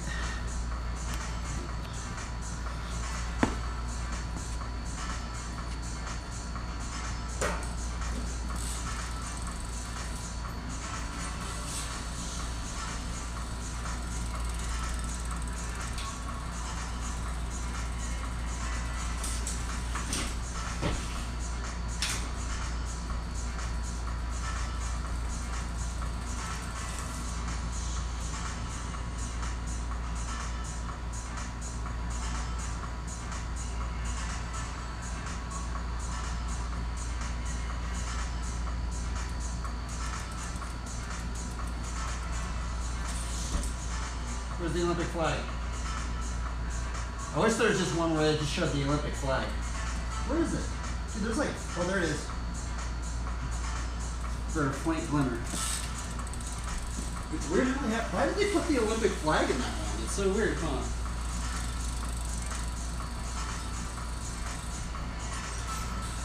You gotta promote the Olympics, I guess. I didn't even land anything. I like landed a hard line, I can't do anything else today. It feels like. So we get a 5 fire whip.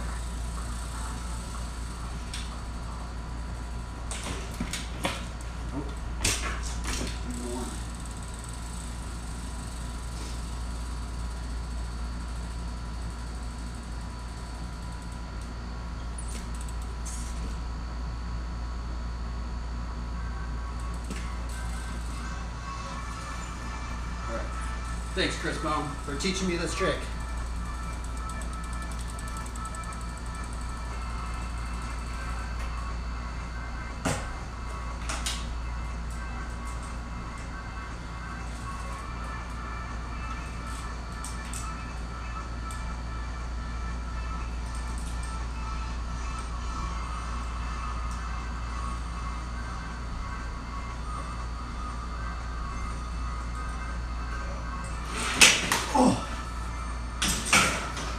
Scary.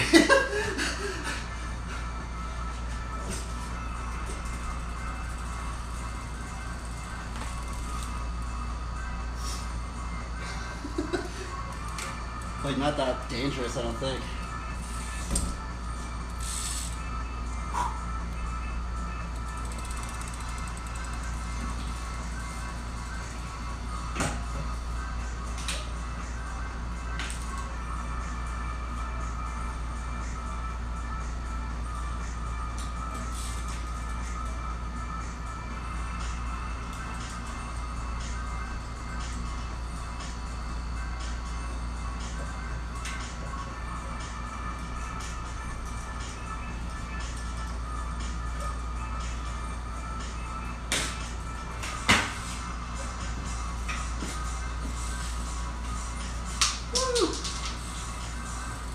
broke apart.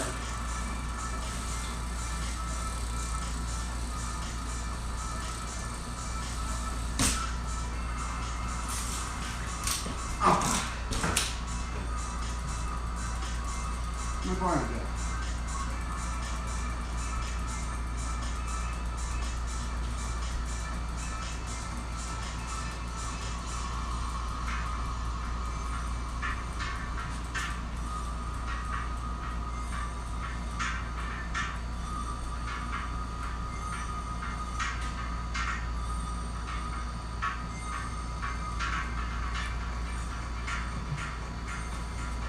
My titanium burned.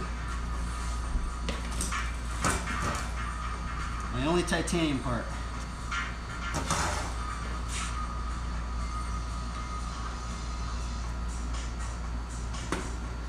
I'm surprised this playlist is not on copyright.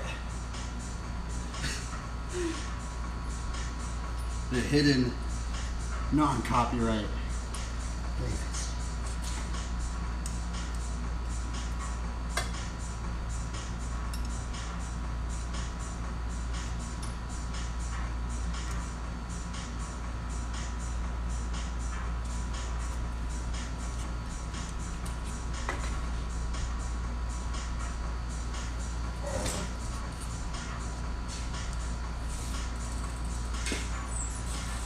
I want to be a good one. Like into a line.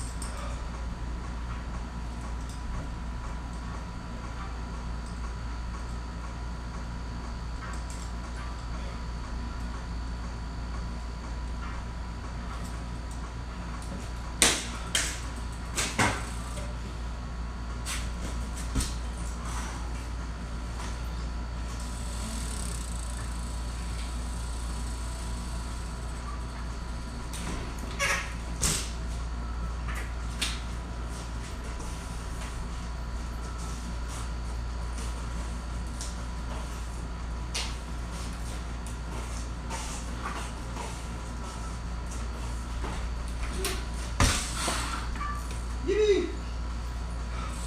I'm actually tired. I need like my forearm is burning. Let's call it that. Whoa.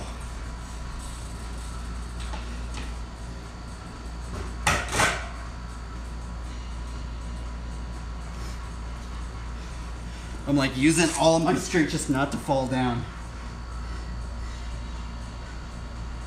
Shout out to Chris Brown. Thanks for teaching me that trick, bro. Shout out to Chris Brown. He's the one that taught me on.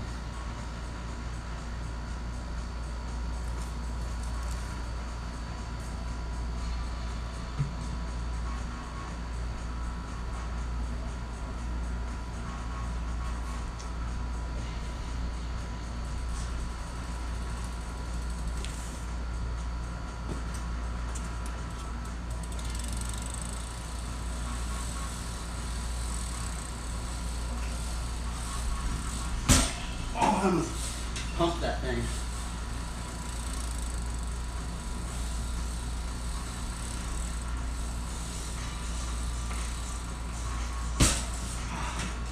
Like if you mess up a pump, it messes you up. You gotta like.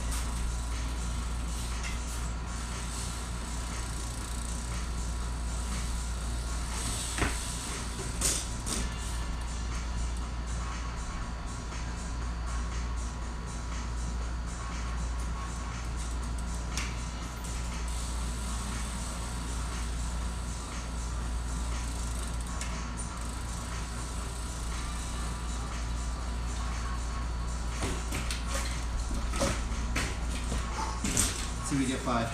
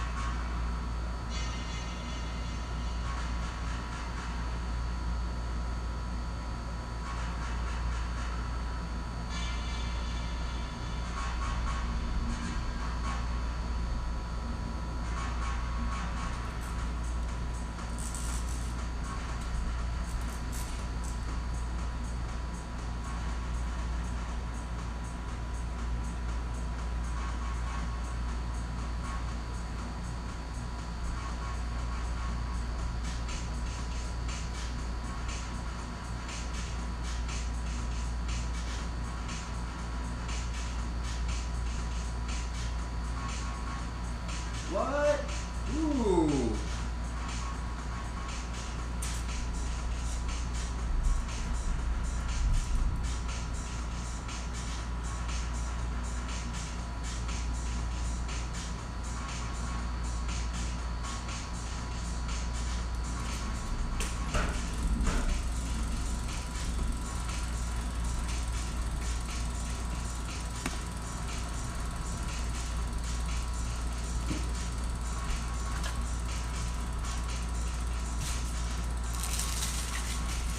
I'm gonna put a symbol up here.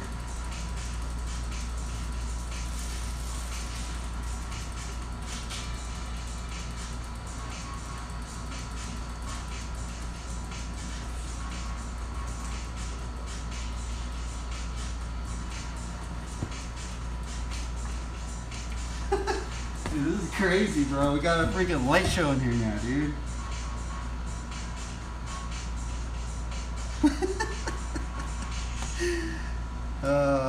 It's like not that crazy because if I turn the light off, it's way gnarlier, but it's gnarly because it has the Olympic flag. I actually probably wouldn't have it on this setting, but it has the Olympic flag on it, and I like the Olympics.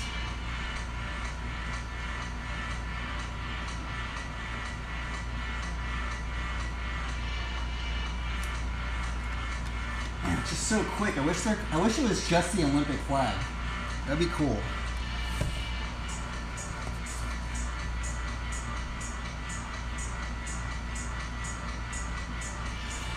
And then we can actually like turn this light off. Just a little bit. Different light setups.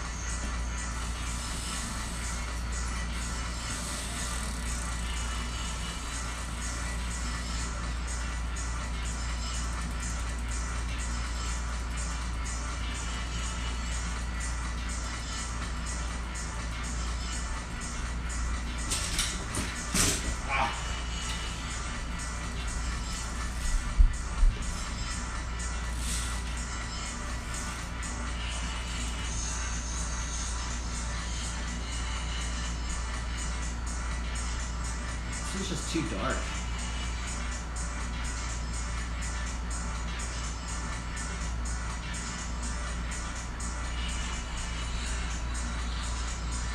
Too dark.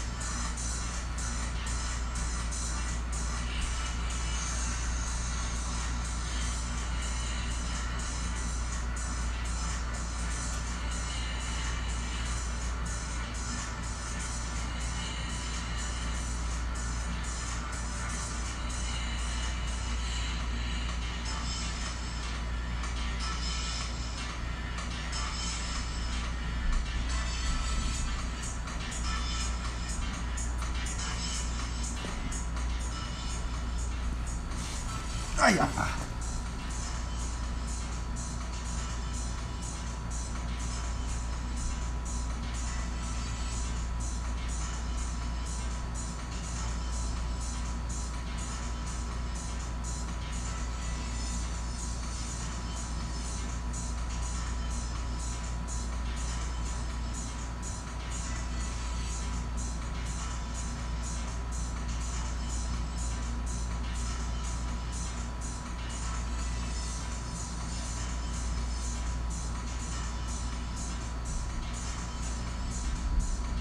It's bike day.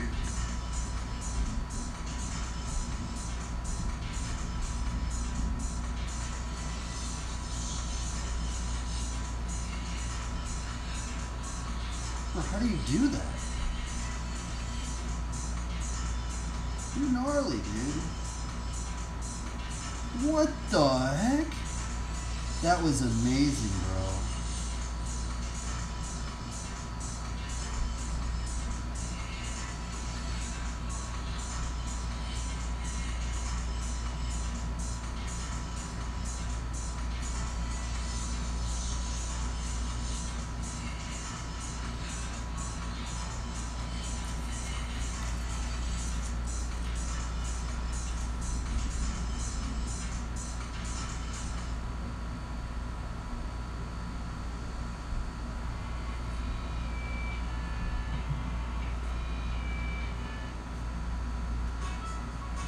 Let's put some happy music on.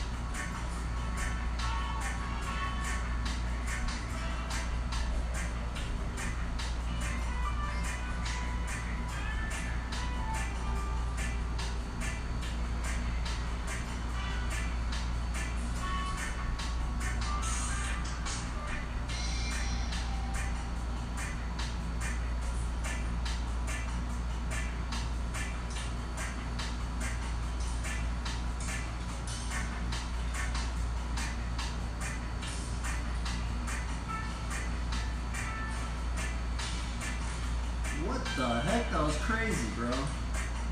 Oh my god. What? I kind of want to do that now.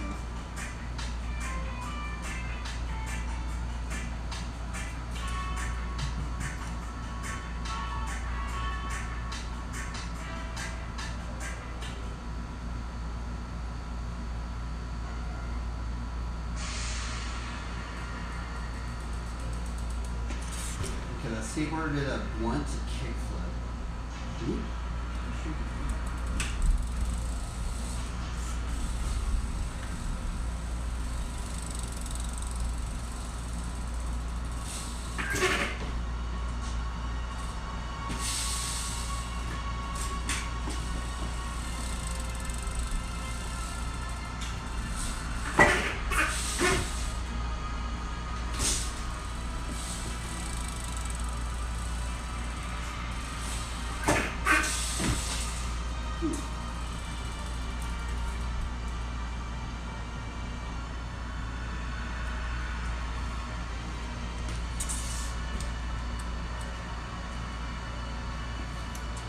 I'm tired today, bro. I'm tired today, man. Put Olympic flag.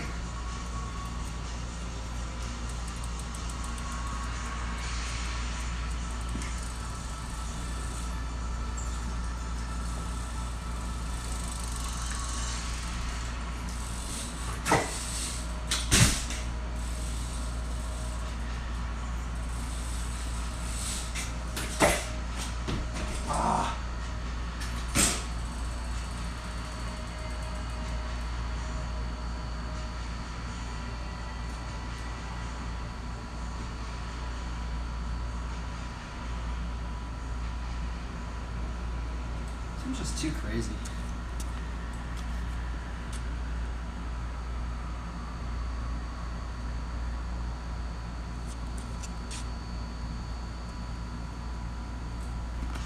Too crazy.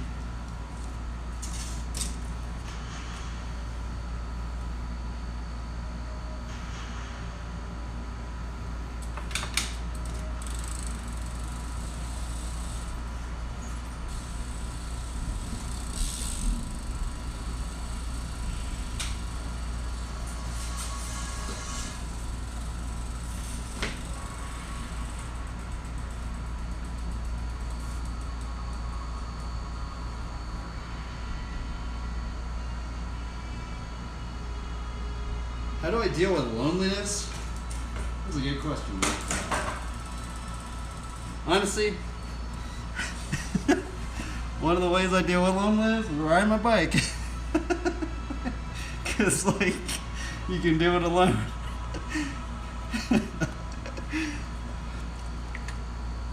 The loneliness is a big one. I think it's just keeping yourself occupied, bro. Like, you need to, like, be doing things to where you don't even think about being lonely, bro. Oh, it's all good, bro. I like the random questions because it makes me think too. But yeah, I feel like I don't know, just like I just think about like leveling up in an RPG game, honestly. You know, like when you have to like level up and you have to like grind a bunch of mobs. I kind of feel like that. You just kind of just fully try and put your focus on whatever you're doing, right?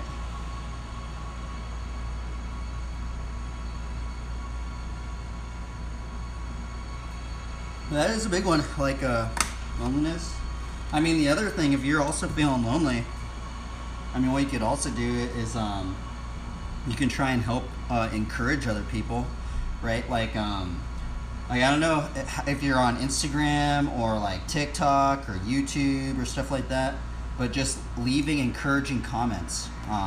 That's how a lot of some people have built their Instagrams up.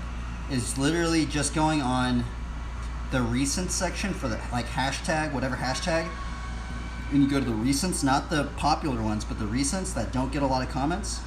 You leave them a comment, bro. Just be like, oh, dude, keep it up, or don't give up, or I really like how you're doing this.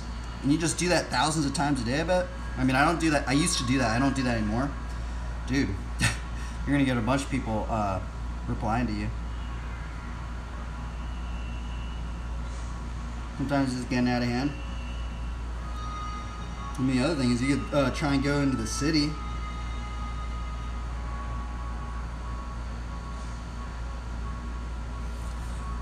You can try and go to the city. You go to some bars or something.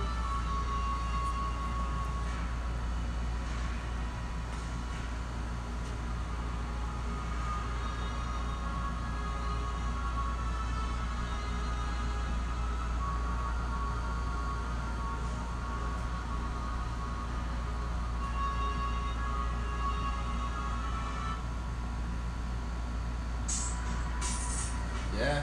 I mean, you can like go to the gym. You do a bunch of stuff, you know? Maybe start rock climbing, bro. I know there's a bunch of people that are into rock climbing. I would rock climb right now, but my knee can't take it.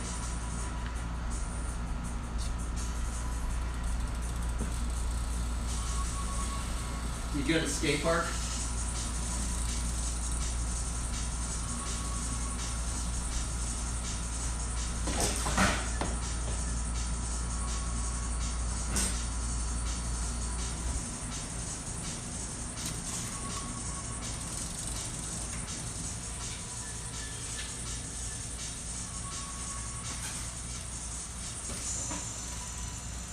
I almost did it. I haven't actually landed a fakey one like that.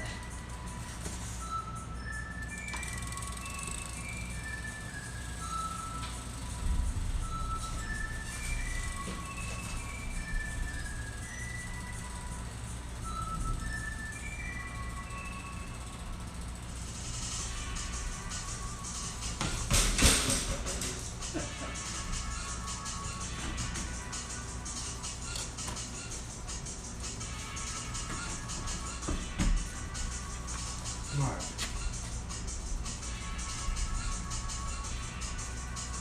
Oh, you got a light. Okay. That's what I got from Amazon. See, look at this one.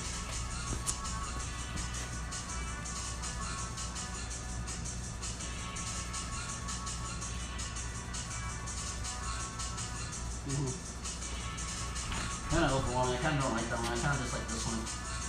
This is chill.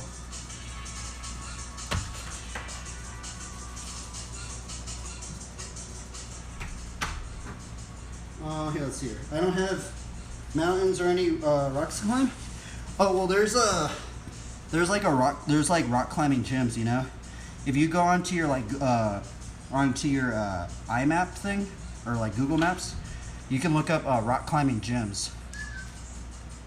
You have a window open in your room? Starting to rain. It's just my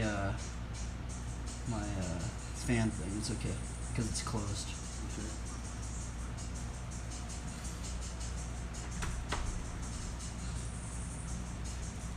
Yeah, you could go to a rock climb gym.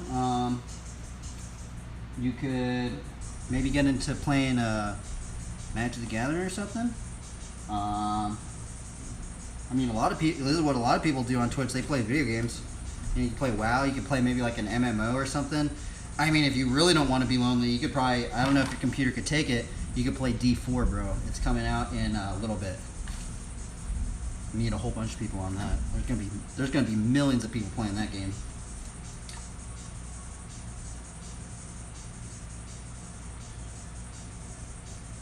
I'm going to be playing that game too. I just can't stream it. I don't have the right internet to stream video games. Oh, I wish I could stream the video games, but it's okay. Just going to do this one. I have a great PC. Oh, you live in a village. Yeah, dude, you should try and play D4, bro. You could meet so many people on D4, bro. I bet like you could meet people playing D4 or WoW or something like that. Or you could get... I mean, I don't know. I think Flatland, to me personally, like I think Flatland, like depending on where you're at, Flatland BMX is kind of like a lonely sport because it's very obscure. Not many people are really into. Well, I guess in America, I don't know where you live, but in America, it seems like there's not many Flatland riders unless you live in California. That's right. That's what it seems like.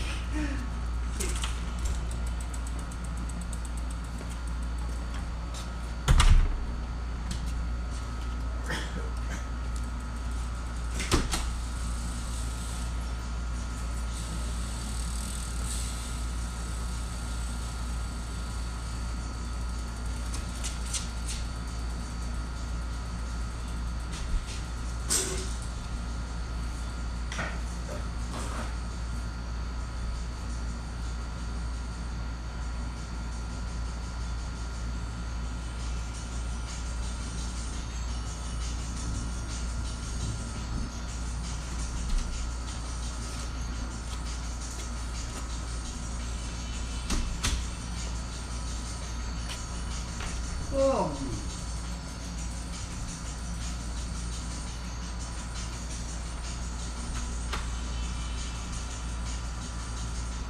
I kind of want to like put a cross somewhere. I might put a cross right there.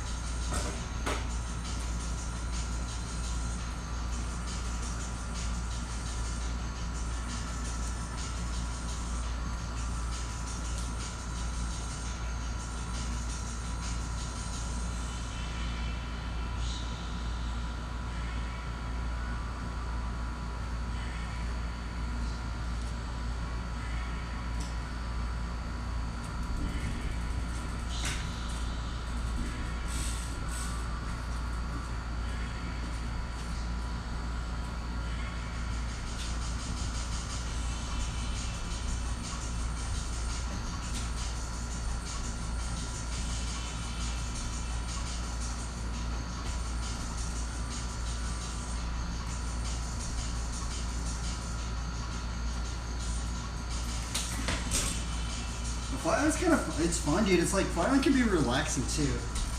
Like, I know some of the stuff I do on Flatland are like, you see a bunch of people on Flatland and they're like really gnarly.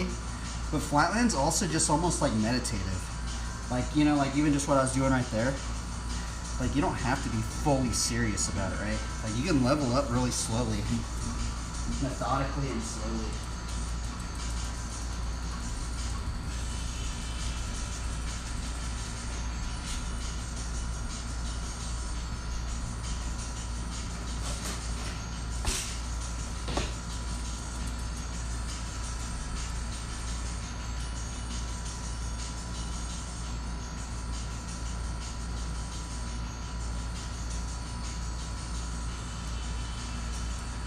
I'm gonna try to do that.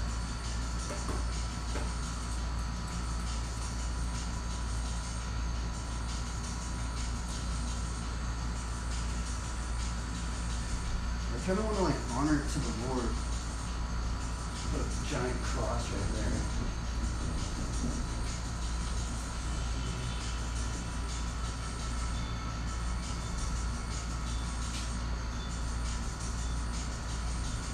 Maybe like right there.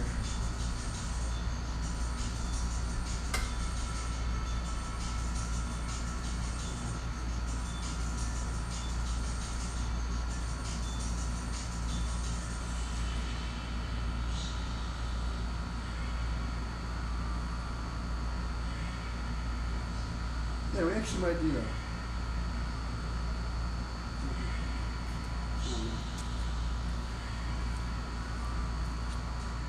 Ooh, what is this?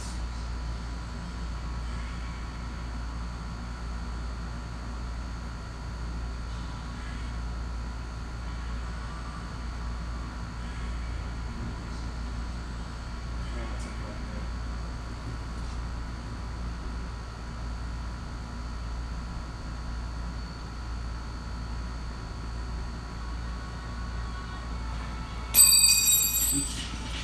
Lately, I've been trying to fit. I've been like trying to find copyright-free music. It's hard. A lot of this stuff is on copyright. Copyright? Yep, that's on copyright. There's so much stuff on copyright, bro. Is this on copyright? Yep. See, like, so how I figure out. By the way, if you start streaming, how I figure out if things are on copyright is if you go down here. And you press, let's see here, I'll show you. How do you do it? Oh wait, let me click on a different one. So like, let's see if this is on copyright. Okay, so see how I clicked on a YouTube video? How I see if it's on copyright is see how it has the description, and you press show more right there, and you go down, and see how it says that? That's a copyright right there.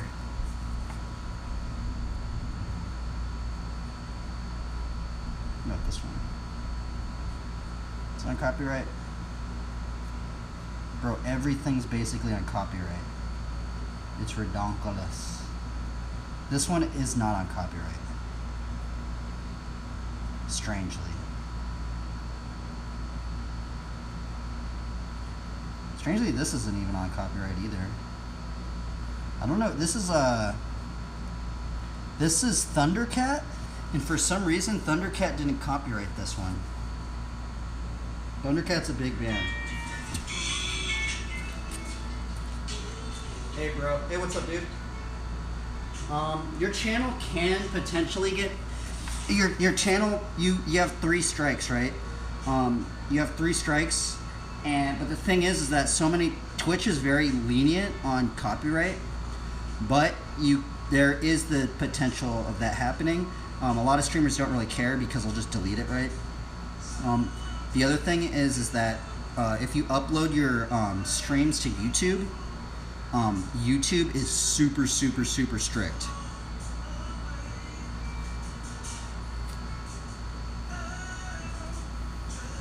I'm gonna try this new lens. Let's try this new lens out.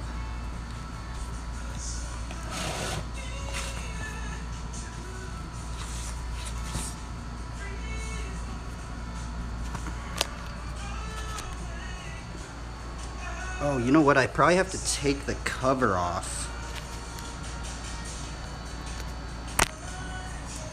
Oh, you know what? I might actually, if I do that, I might mess it up.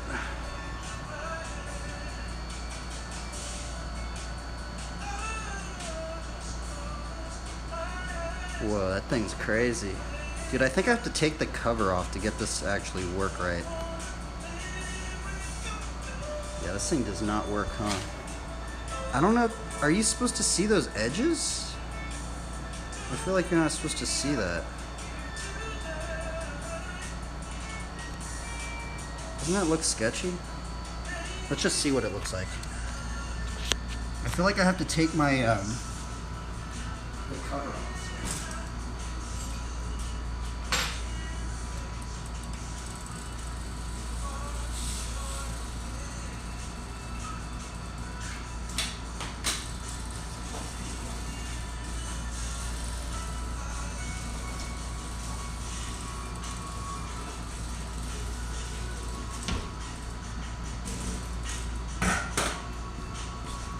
Oh, that's weird.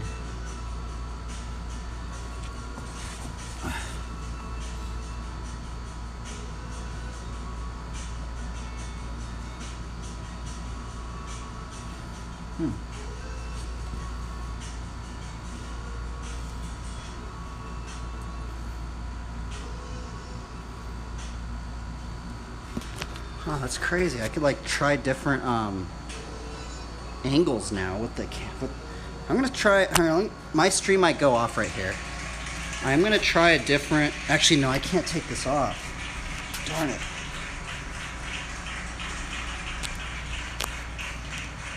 I wonder if I could try like different angles in here with this thing. Whoa. Let's see if I could like get a really close-up angle.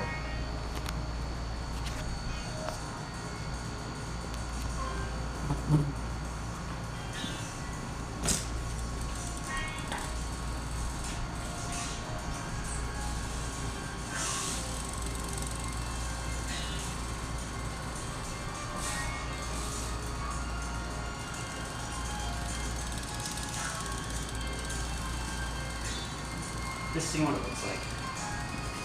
Dude, this is awesome. It actually works.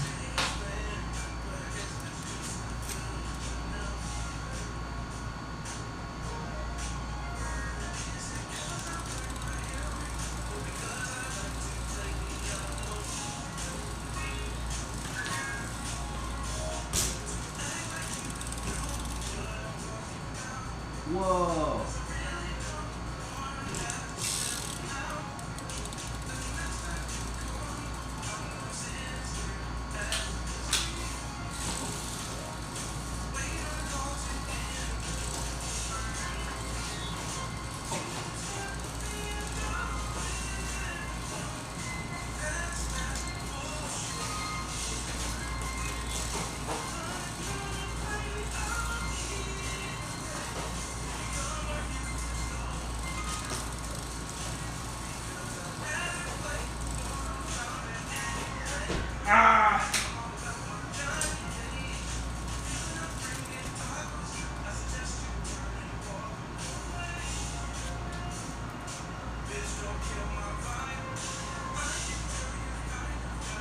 Dude, this is cool.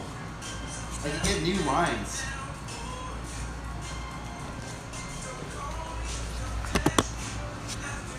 Rowdy.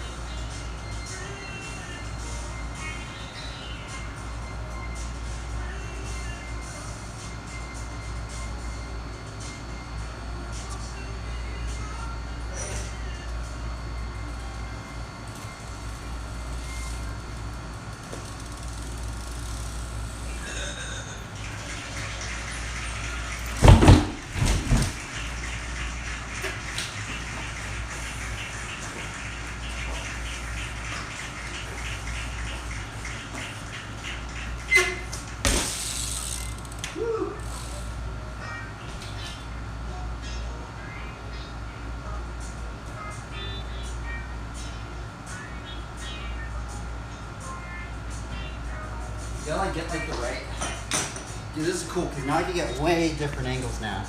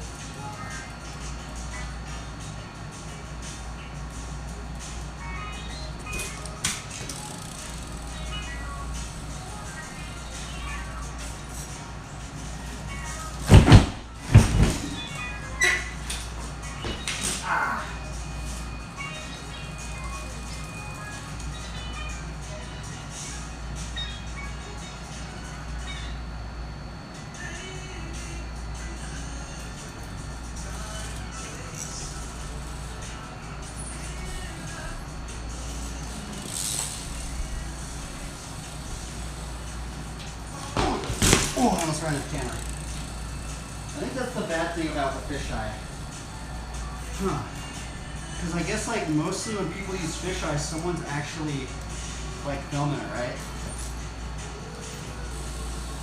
I might run into the camera.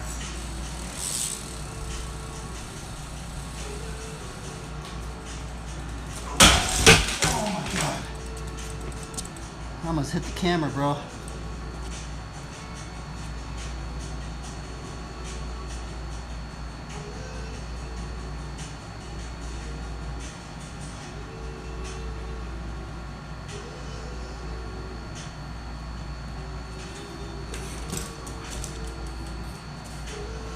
Dude, this is cool.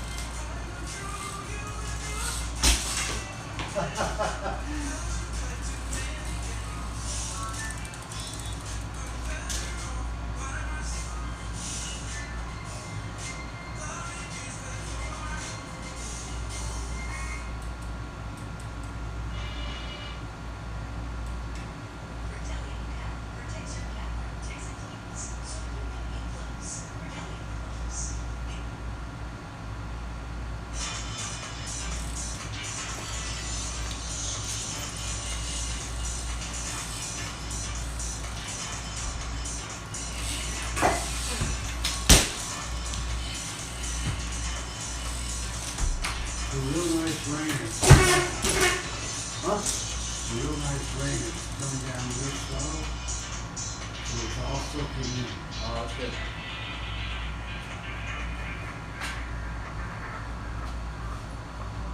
You look durable, Dad. No, I'm good.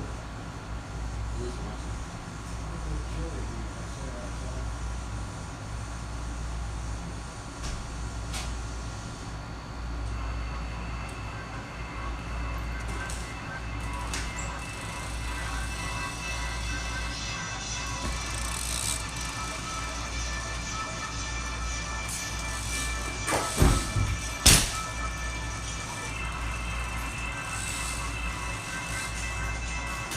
I said outside.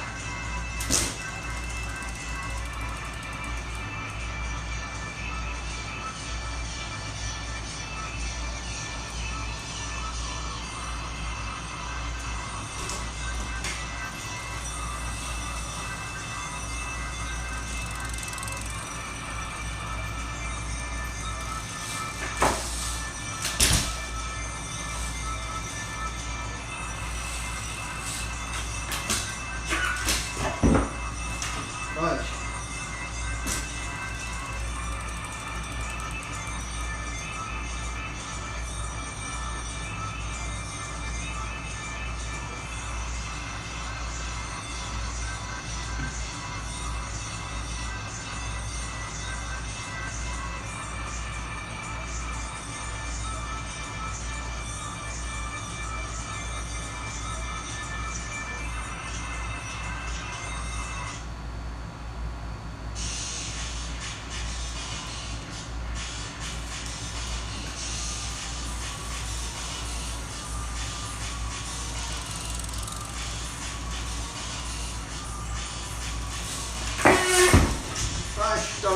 Now buy it.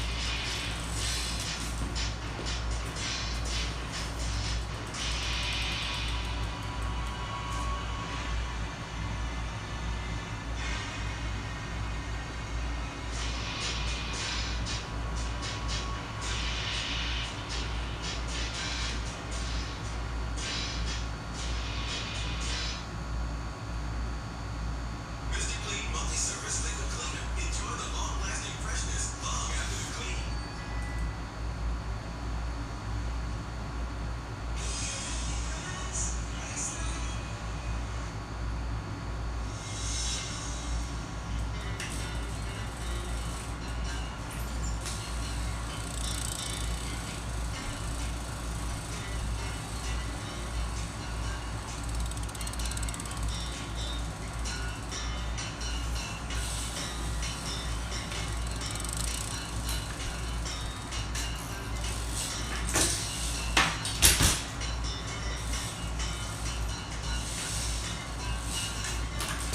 Come on.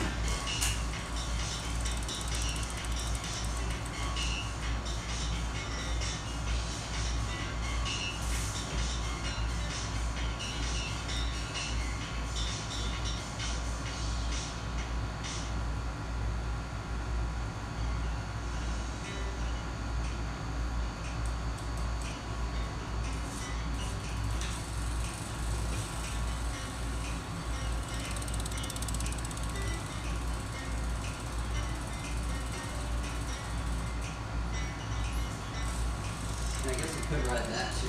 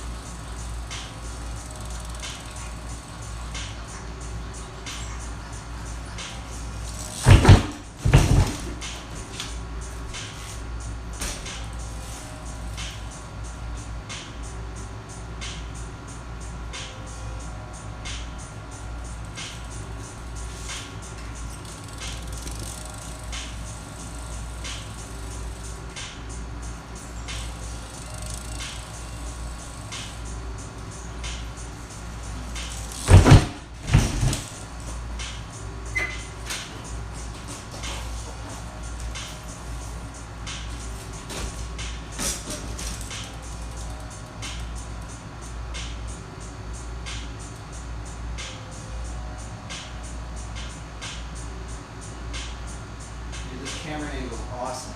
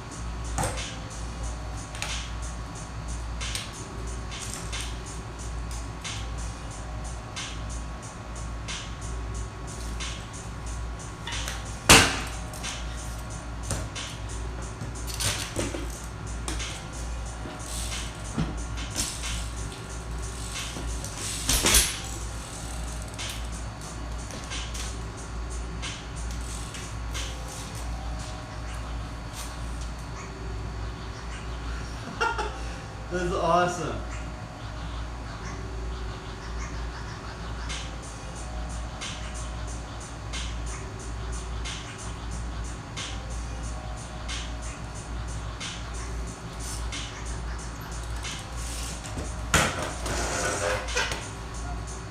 This is gnarly.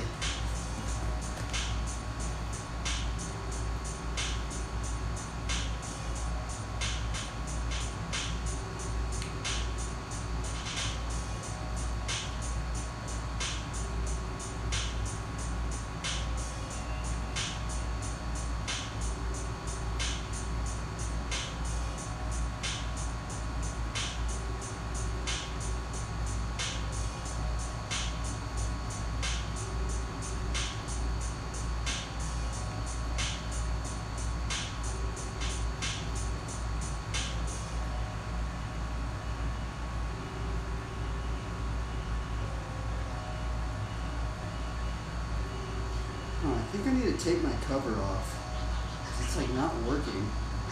It's like, see the black edges? Like, oh well. It's fun to mess around with.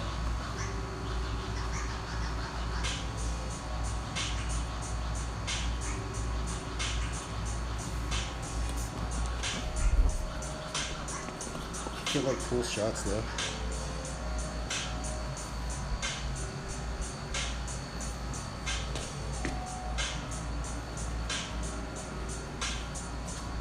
I guess it's just nice because you can just take it off really fast. But I think like, I don't know if I'm putting it on right. Oh, you know what? I don't think I am. I think this thing has to be like right up against it.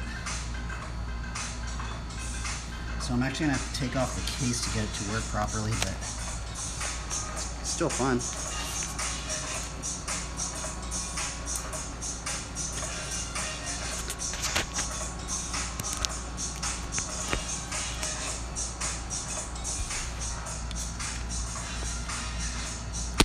Oops. Okie dokie. Back to normal viewing.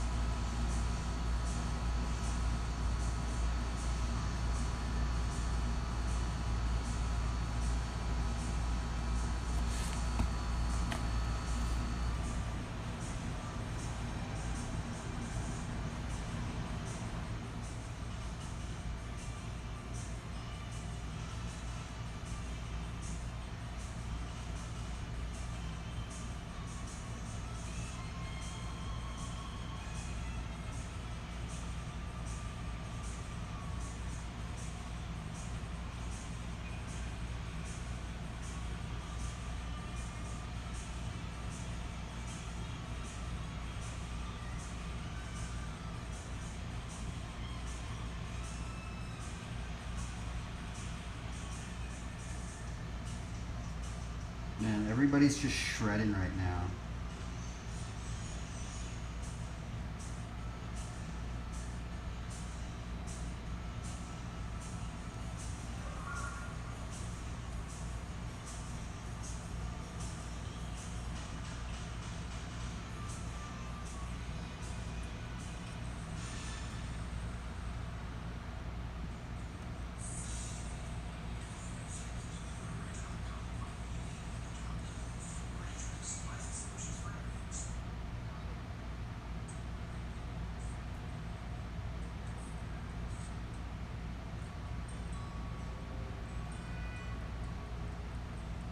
Okay, I need to go eat something.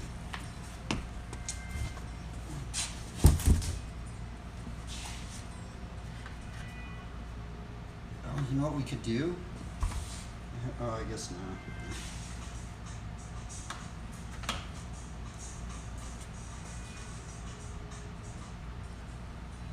Dude, that's cool. That was a good upgrade. Very fun upgrade. Very, very fun upgrade.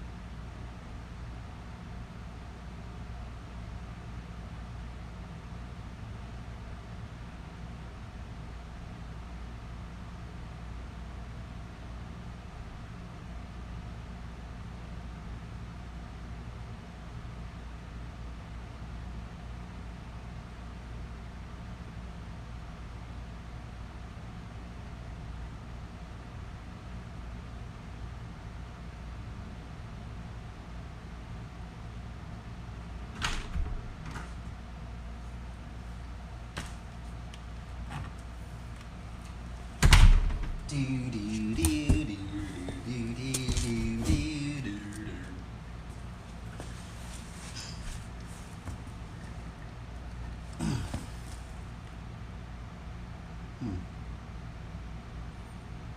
Bro, streaming's crazy. You just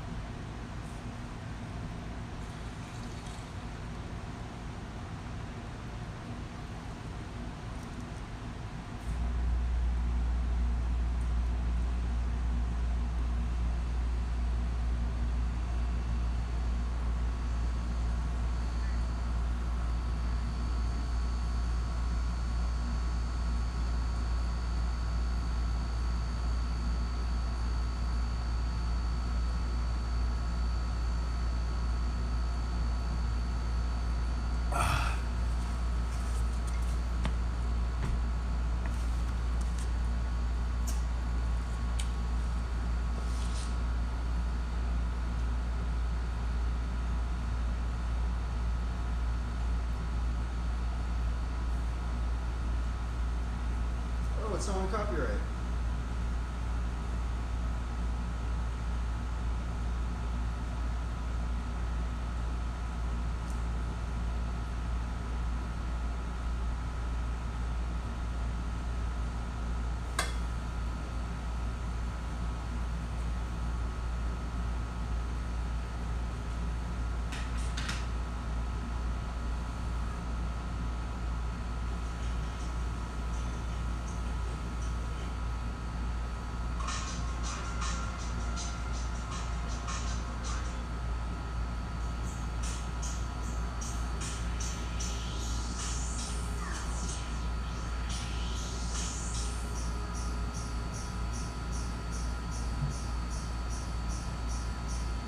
That light's gnarly, bro.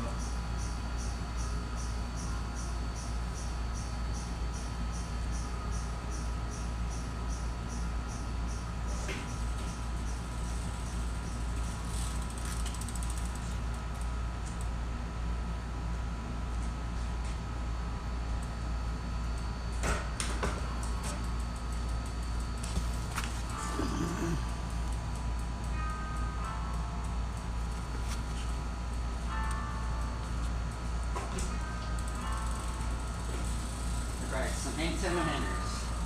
Nintendo hander is sweeter.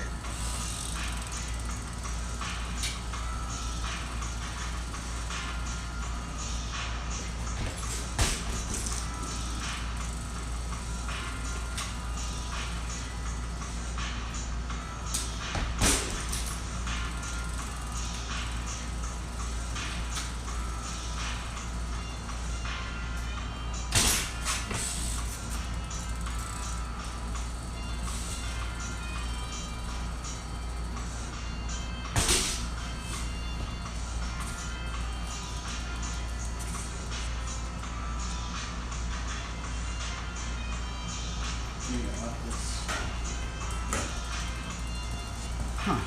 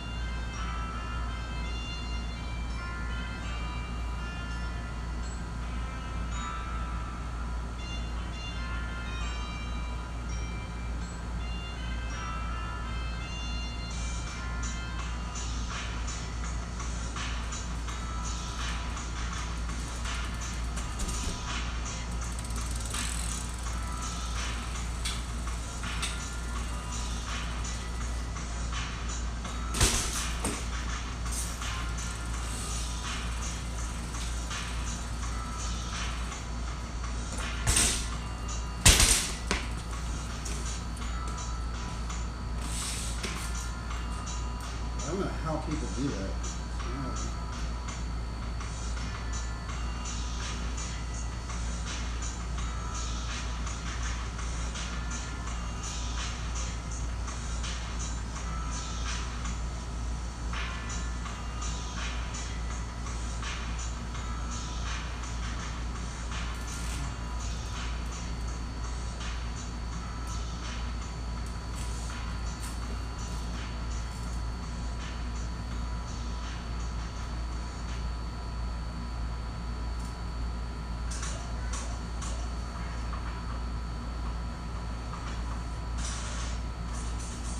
Google Pixel Fold, the only foldable phone engineered by Google. Pre-order Google Pixel Fold and get Pixel Watch.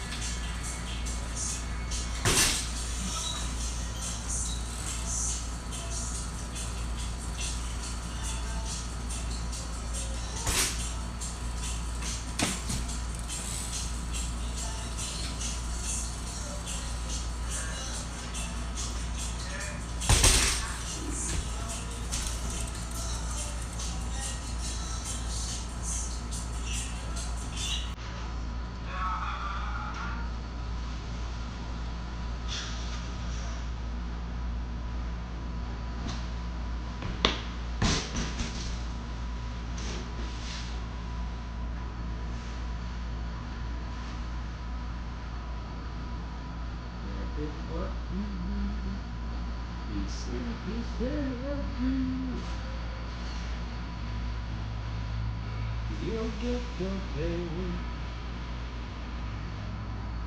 You know that is what you do.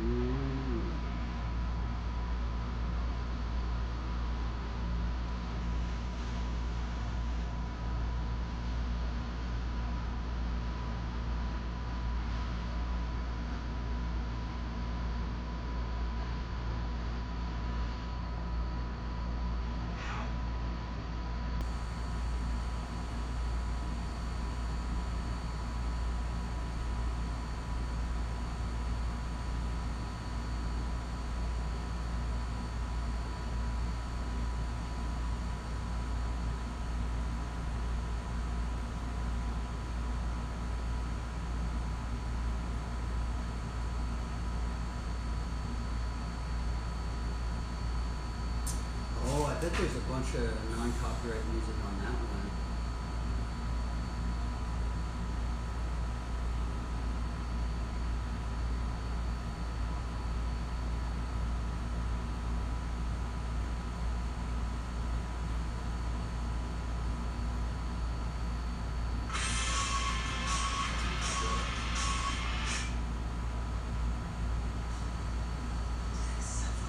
That's on copyright. That's not on copyright. Awesome.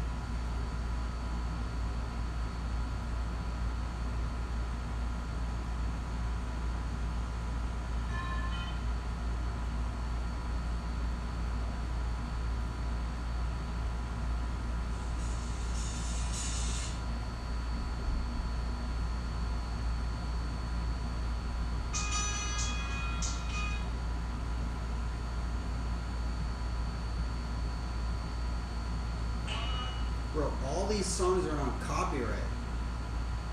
It's redonkulous. Why are all these songs on copyright?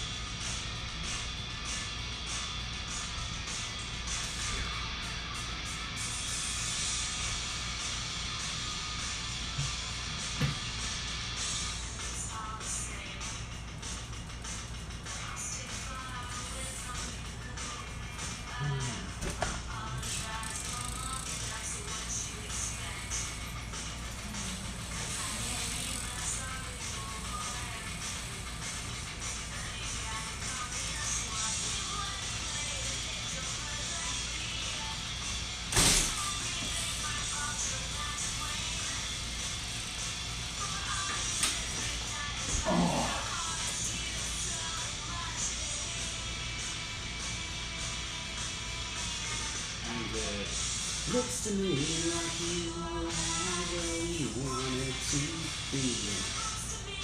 The song is so good. About, is this song on copyright? To believe in the power of art. This song's not on copyright Embrace either. it unconditionally. It takes a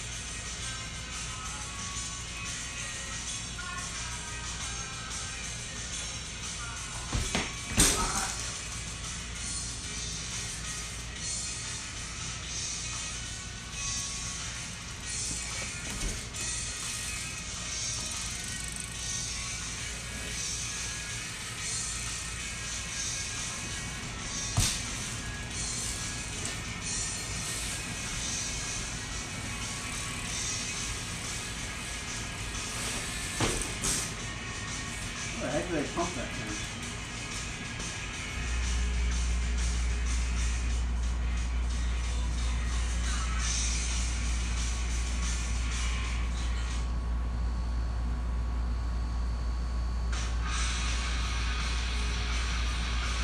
This is not copyright either.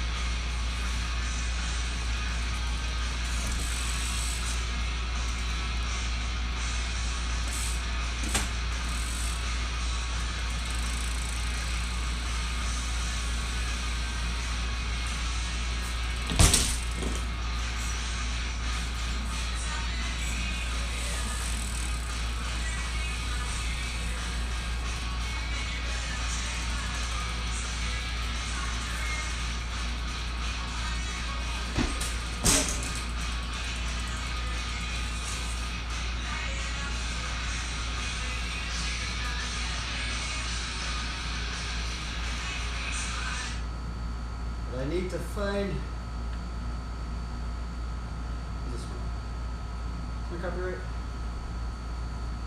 That's my copyright. This one. Yep, this song's not a copyright.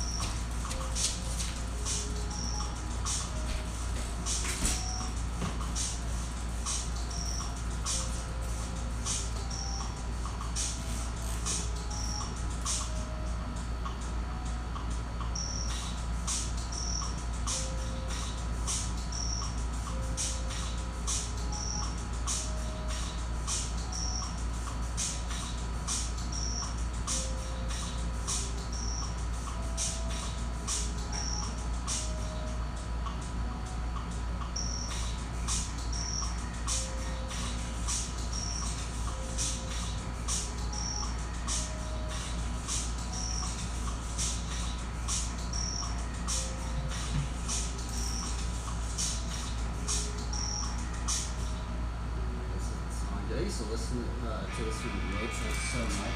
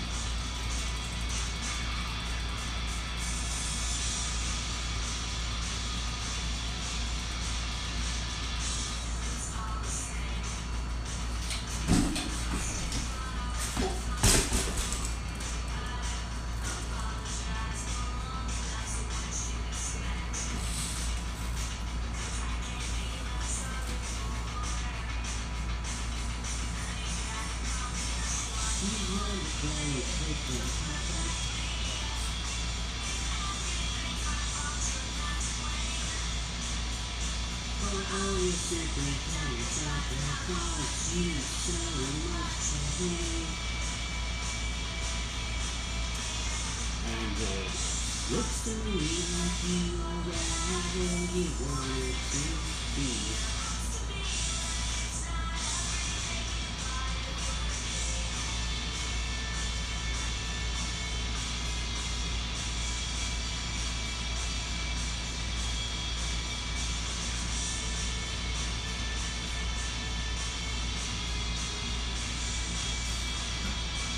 Dude, this song is so good.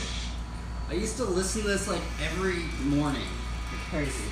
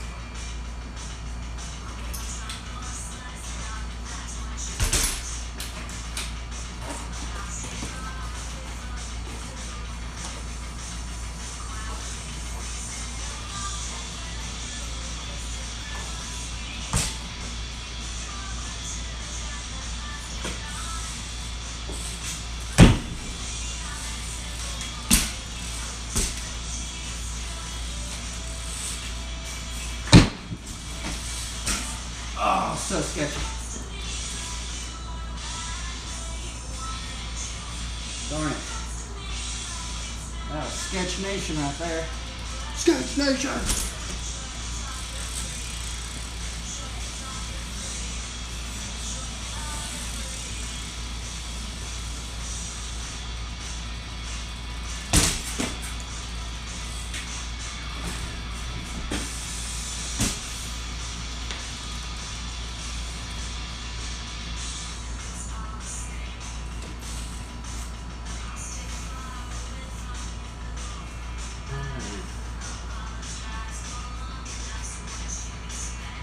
Bro, there's not enough copyright-free music.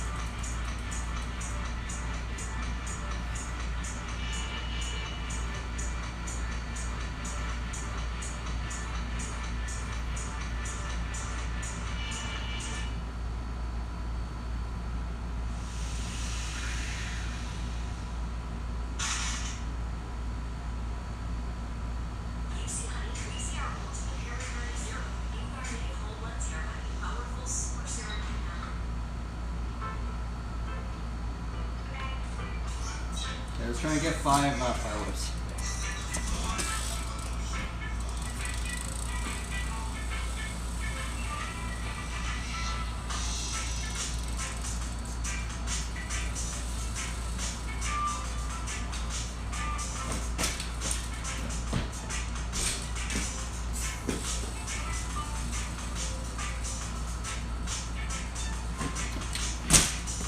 Come on.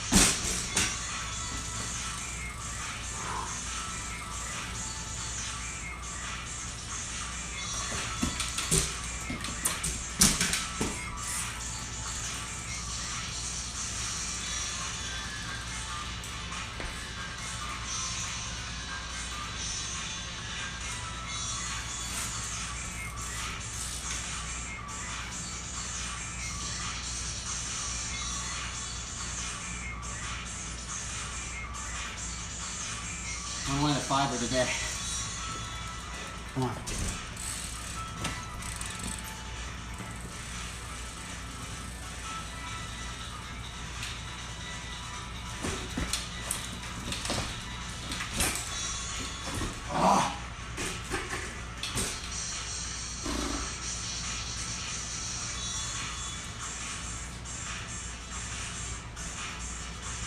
So you cannot miss the trick.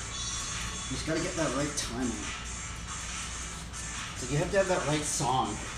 I feel like that's the trick to put the fire whip. You just have to have the right song.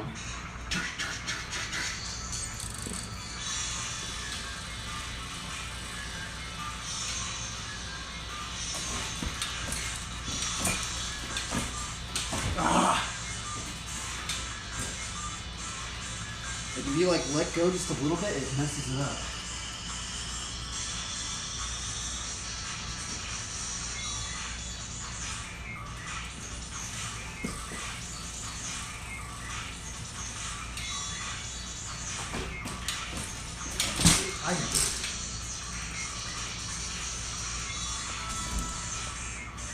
Man, this trick is like, I'm like stuck, man.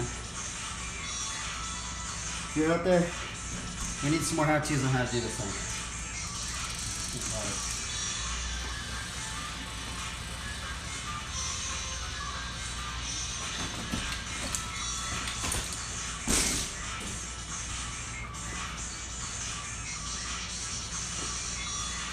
I don't know what I'm doing wrong.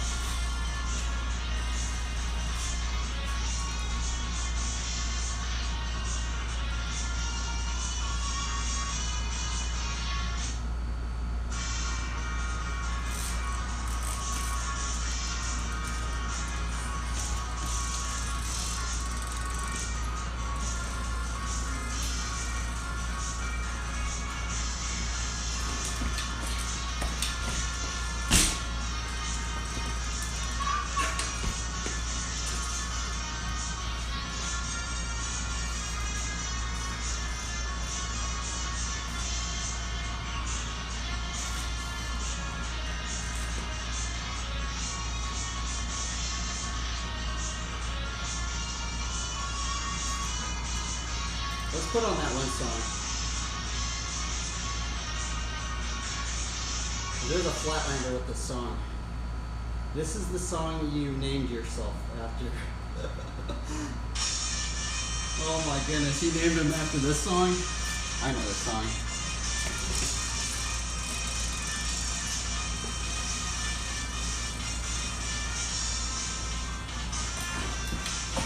Appa!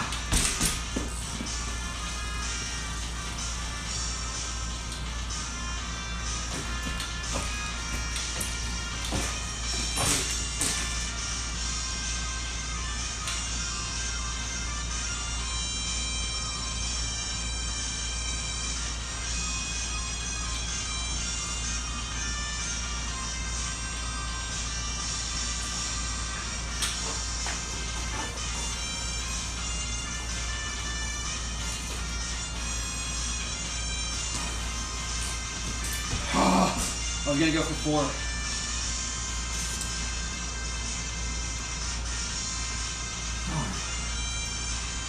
We're gonna go for 4 bar spins.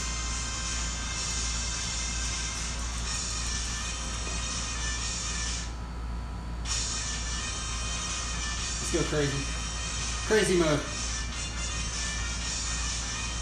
Olympic pattern mode.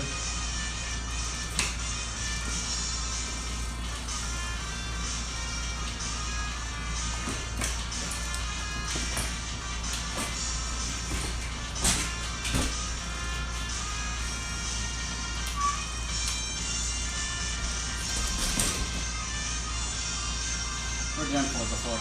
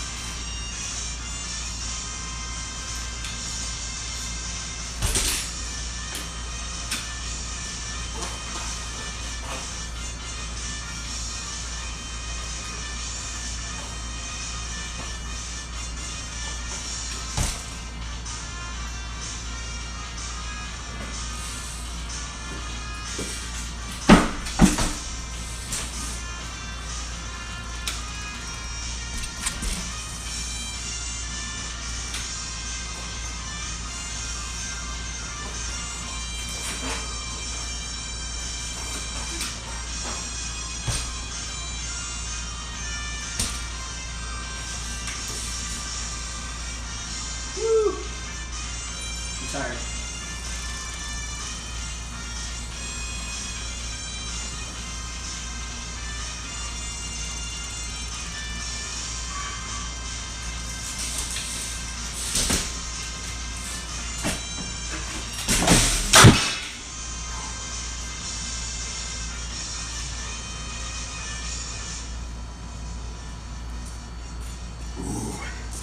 That's fun.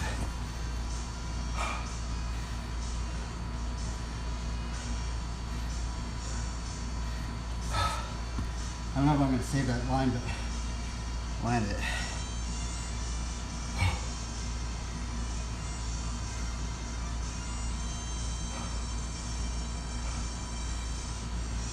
Bro, how did people used to do 3-minute runs, bro?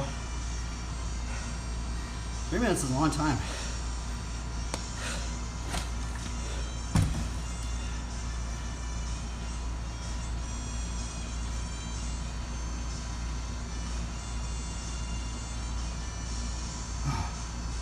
Jeebus.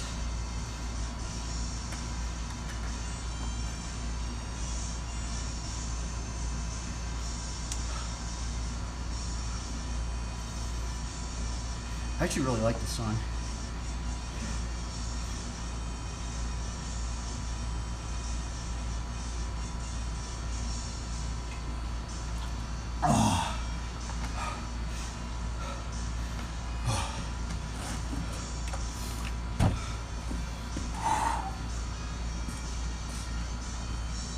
Dude, this song is just motivating. No wonder you named yourself after this.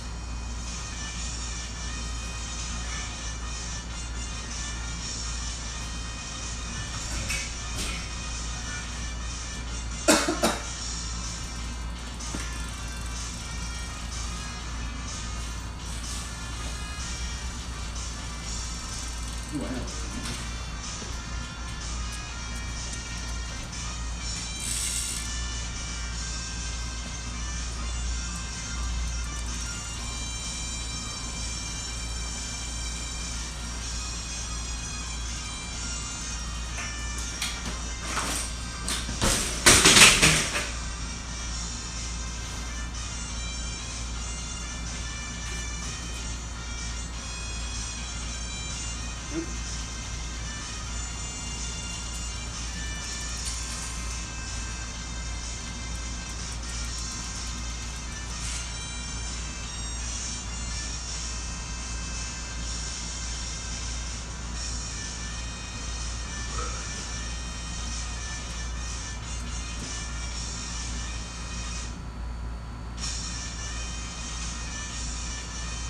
All right, multi-line.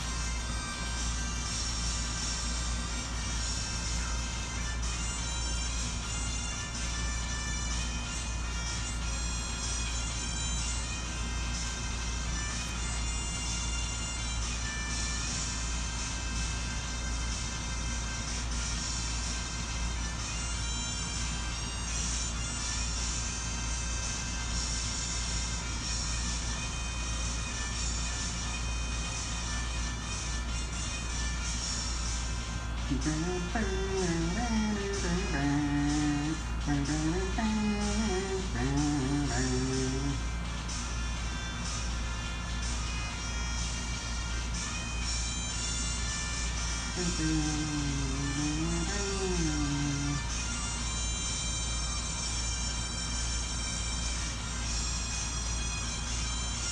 this song is amazing, bro.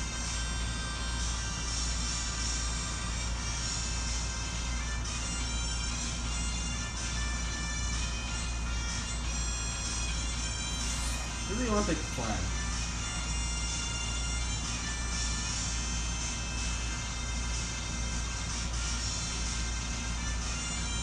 There it is. Oh, you can barely even see the Olympic flag.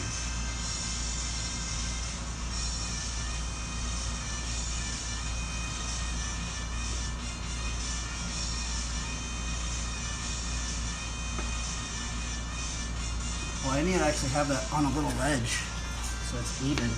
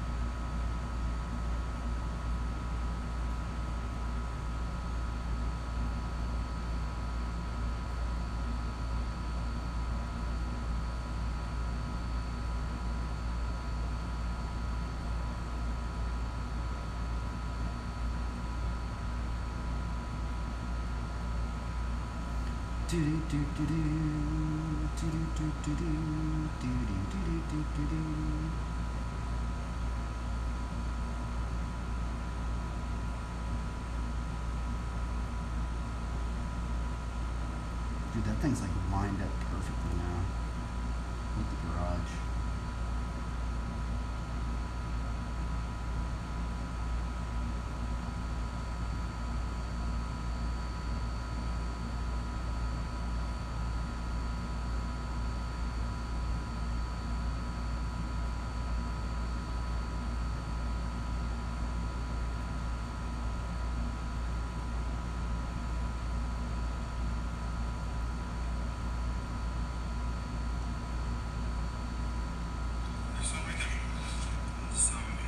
You buddy!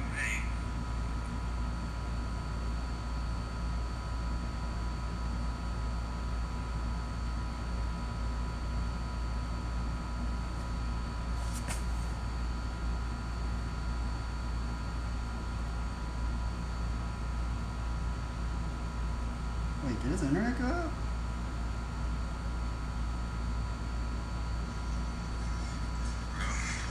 We just showed out the dam, so cool. Spring and fucking flops. It's not getting hit by a car here.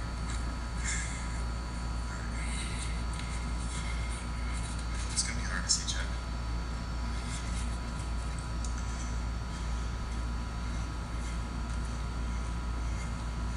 Bro, I'm trying the internet stream outside. I mean, I'm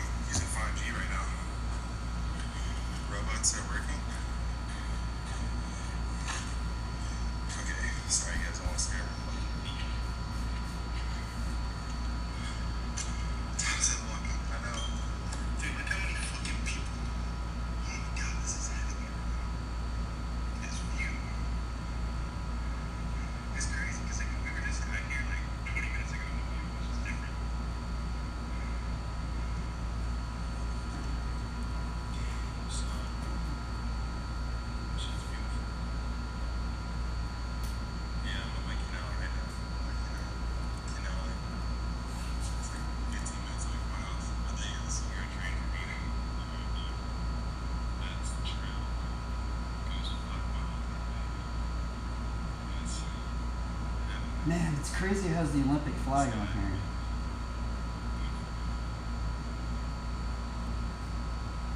Pretty trippy on here, honestly. Come out here like a weird time, like 4 in the morning, which I've done before. No, like,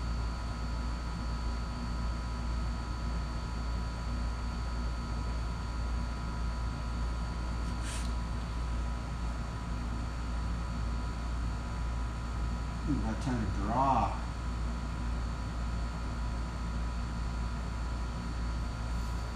We got a good amount of clips. We got like 4 clips today, I think.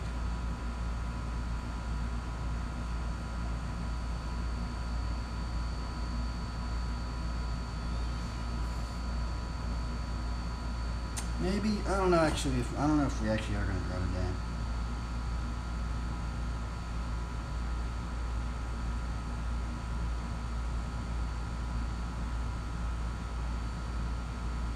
Yeah, it's not, we got some stuff to do today. Alright, I'm gonna end the stream up. Peace out, guys. Farewell, everybody. Apologize if these streams are really weird. I'm out of here.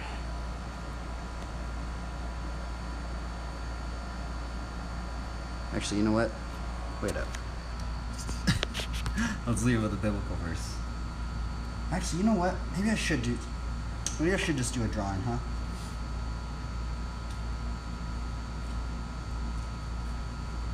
For the righteous falls 7 times and rises again, but the wicked stumble in times of calamity.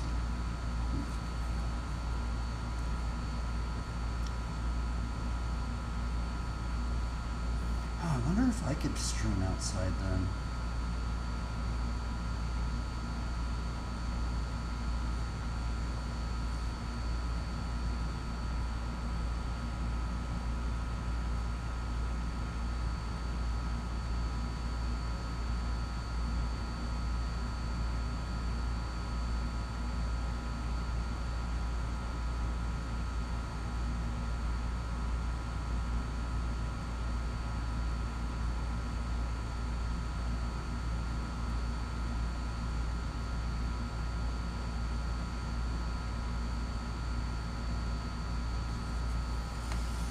I'm wondering, like, should I draw? Because then if I do draw...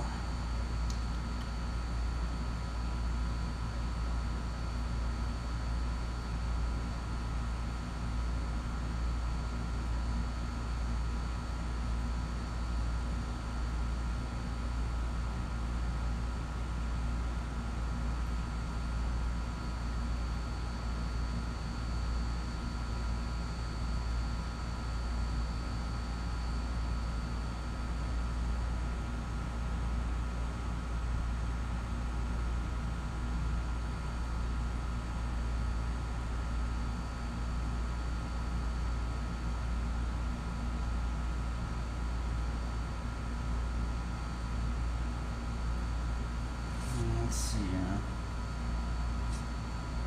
oh, I'm tired. We's us tired.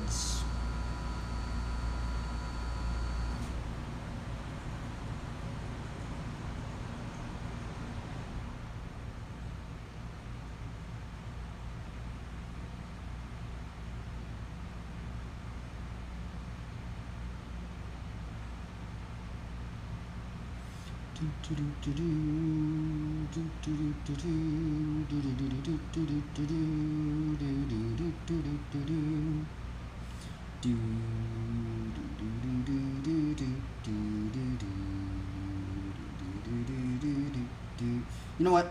Yeah.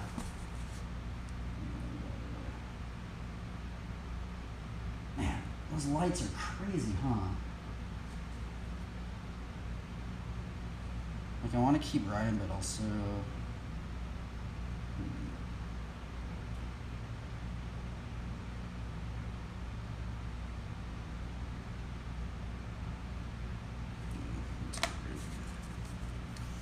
We will end it with a Bible verse. Let's see here.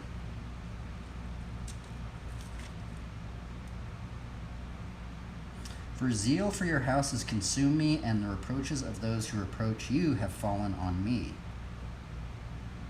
That's strange. When I wept and humbled my soul with fasting, it became my reproach. When I made sackcloth my clothing, I became a byword to them. I am the talk of those who sit in the gate, and the drunkards make songs about me. Strange verse. That's from David. That's Psalm 69, verse 9 through 12. Really don't know. Anyway, I'm out of here. I have things to do today. It's not a long stream. Farewell, everybody. Try your best and have fun. I'm sorry if these streams are awkward. Just try your best. And let us continue, I guess, just to keep failing and keep rising again and just keep trying to be consistent. Peace out, guys.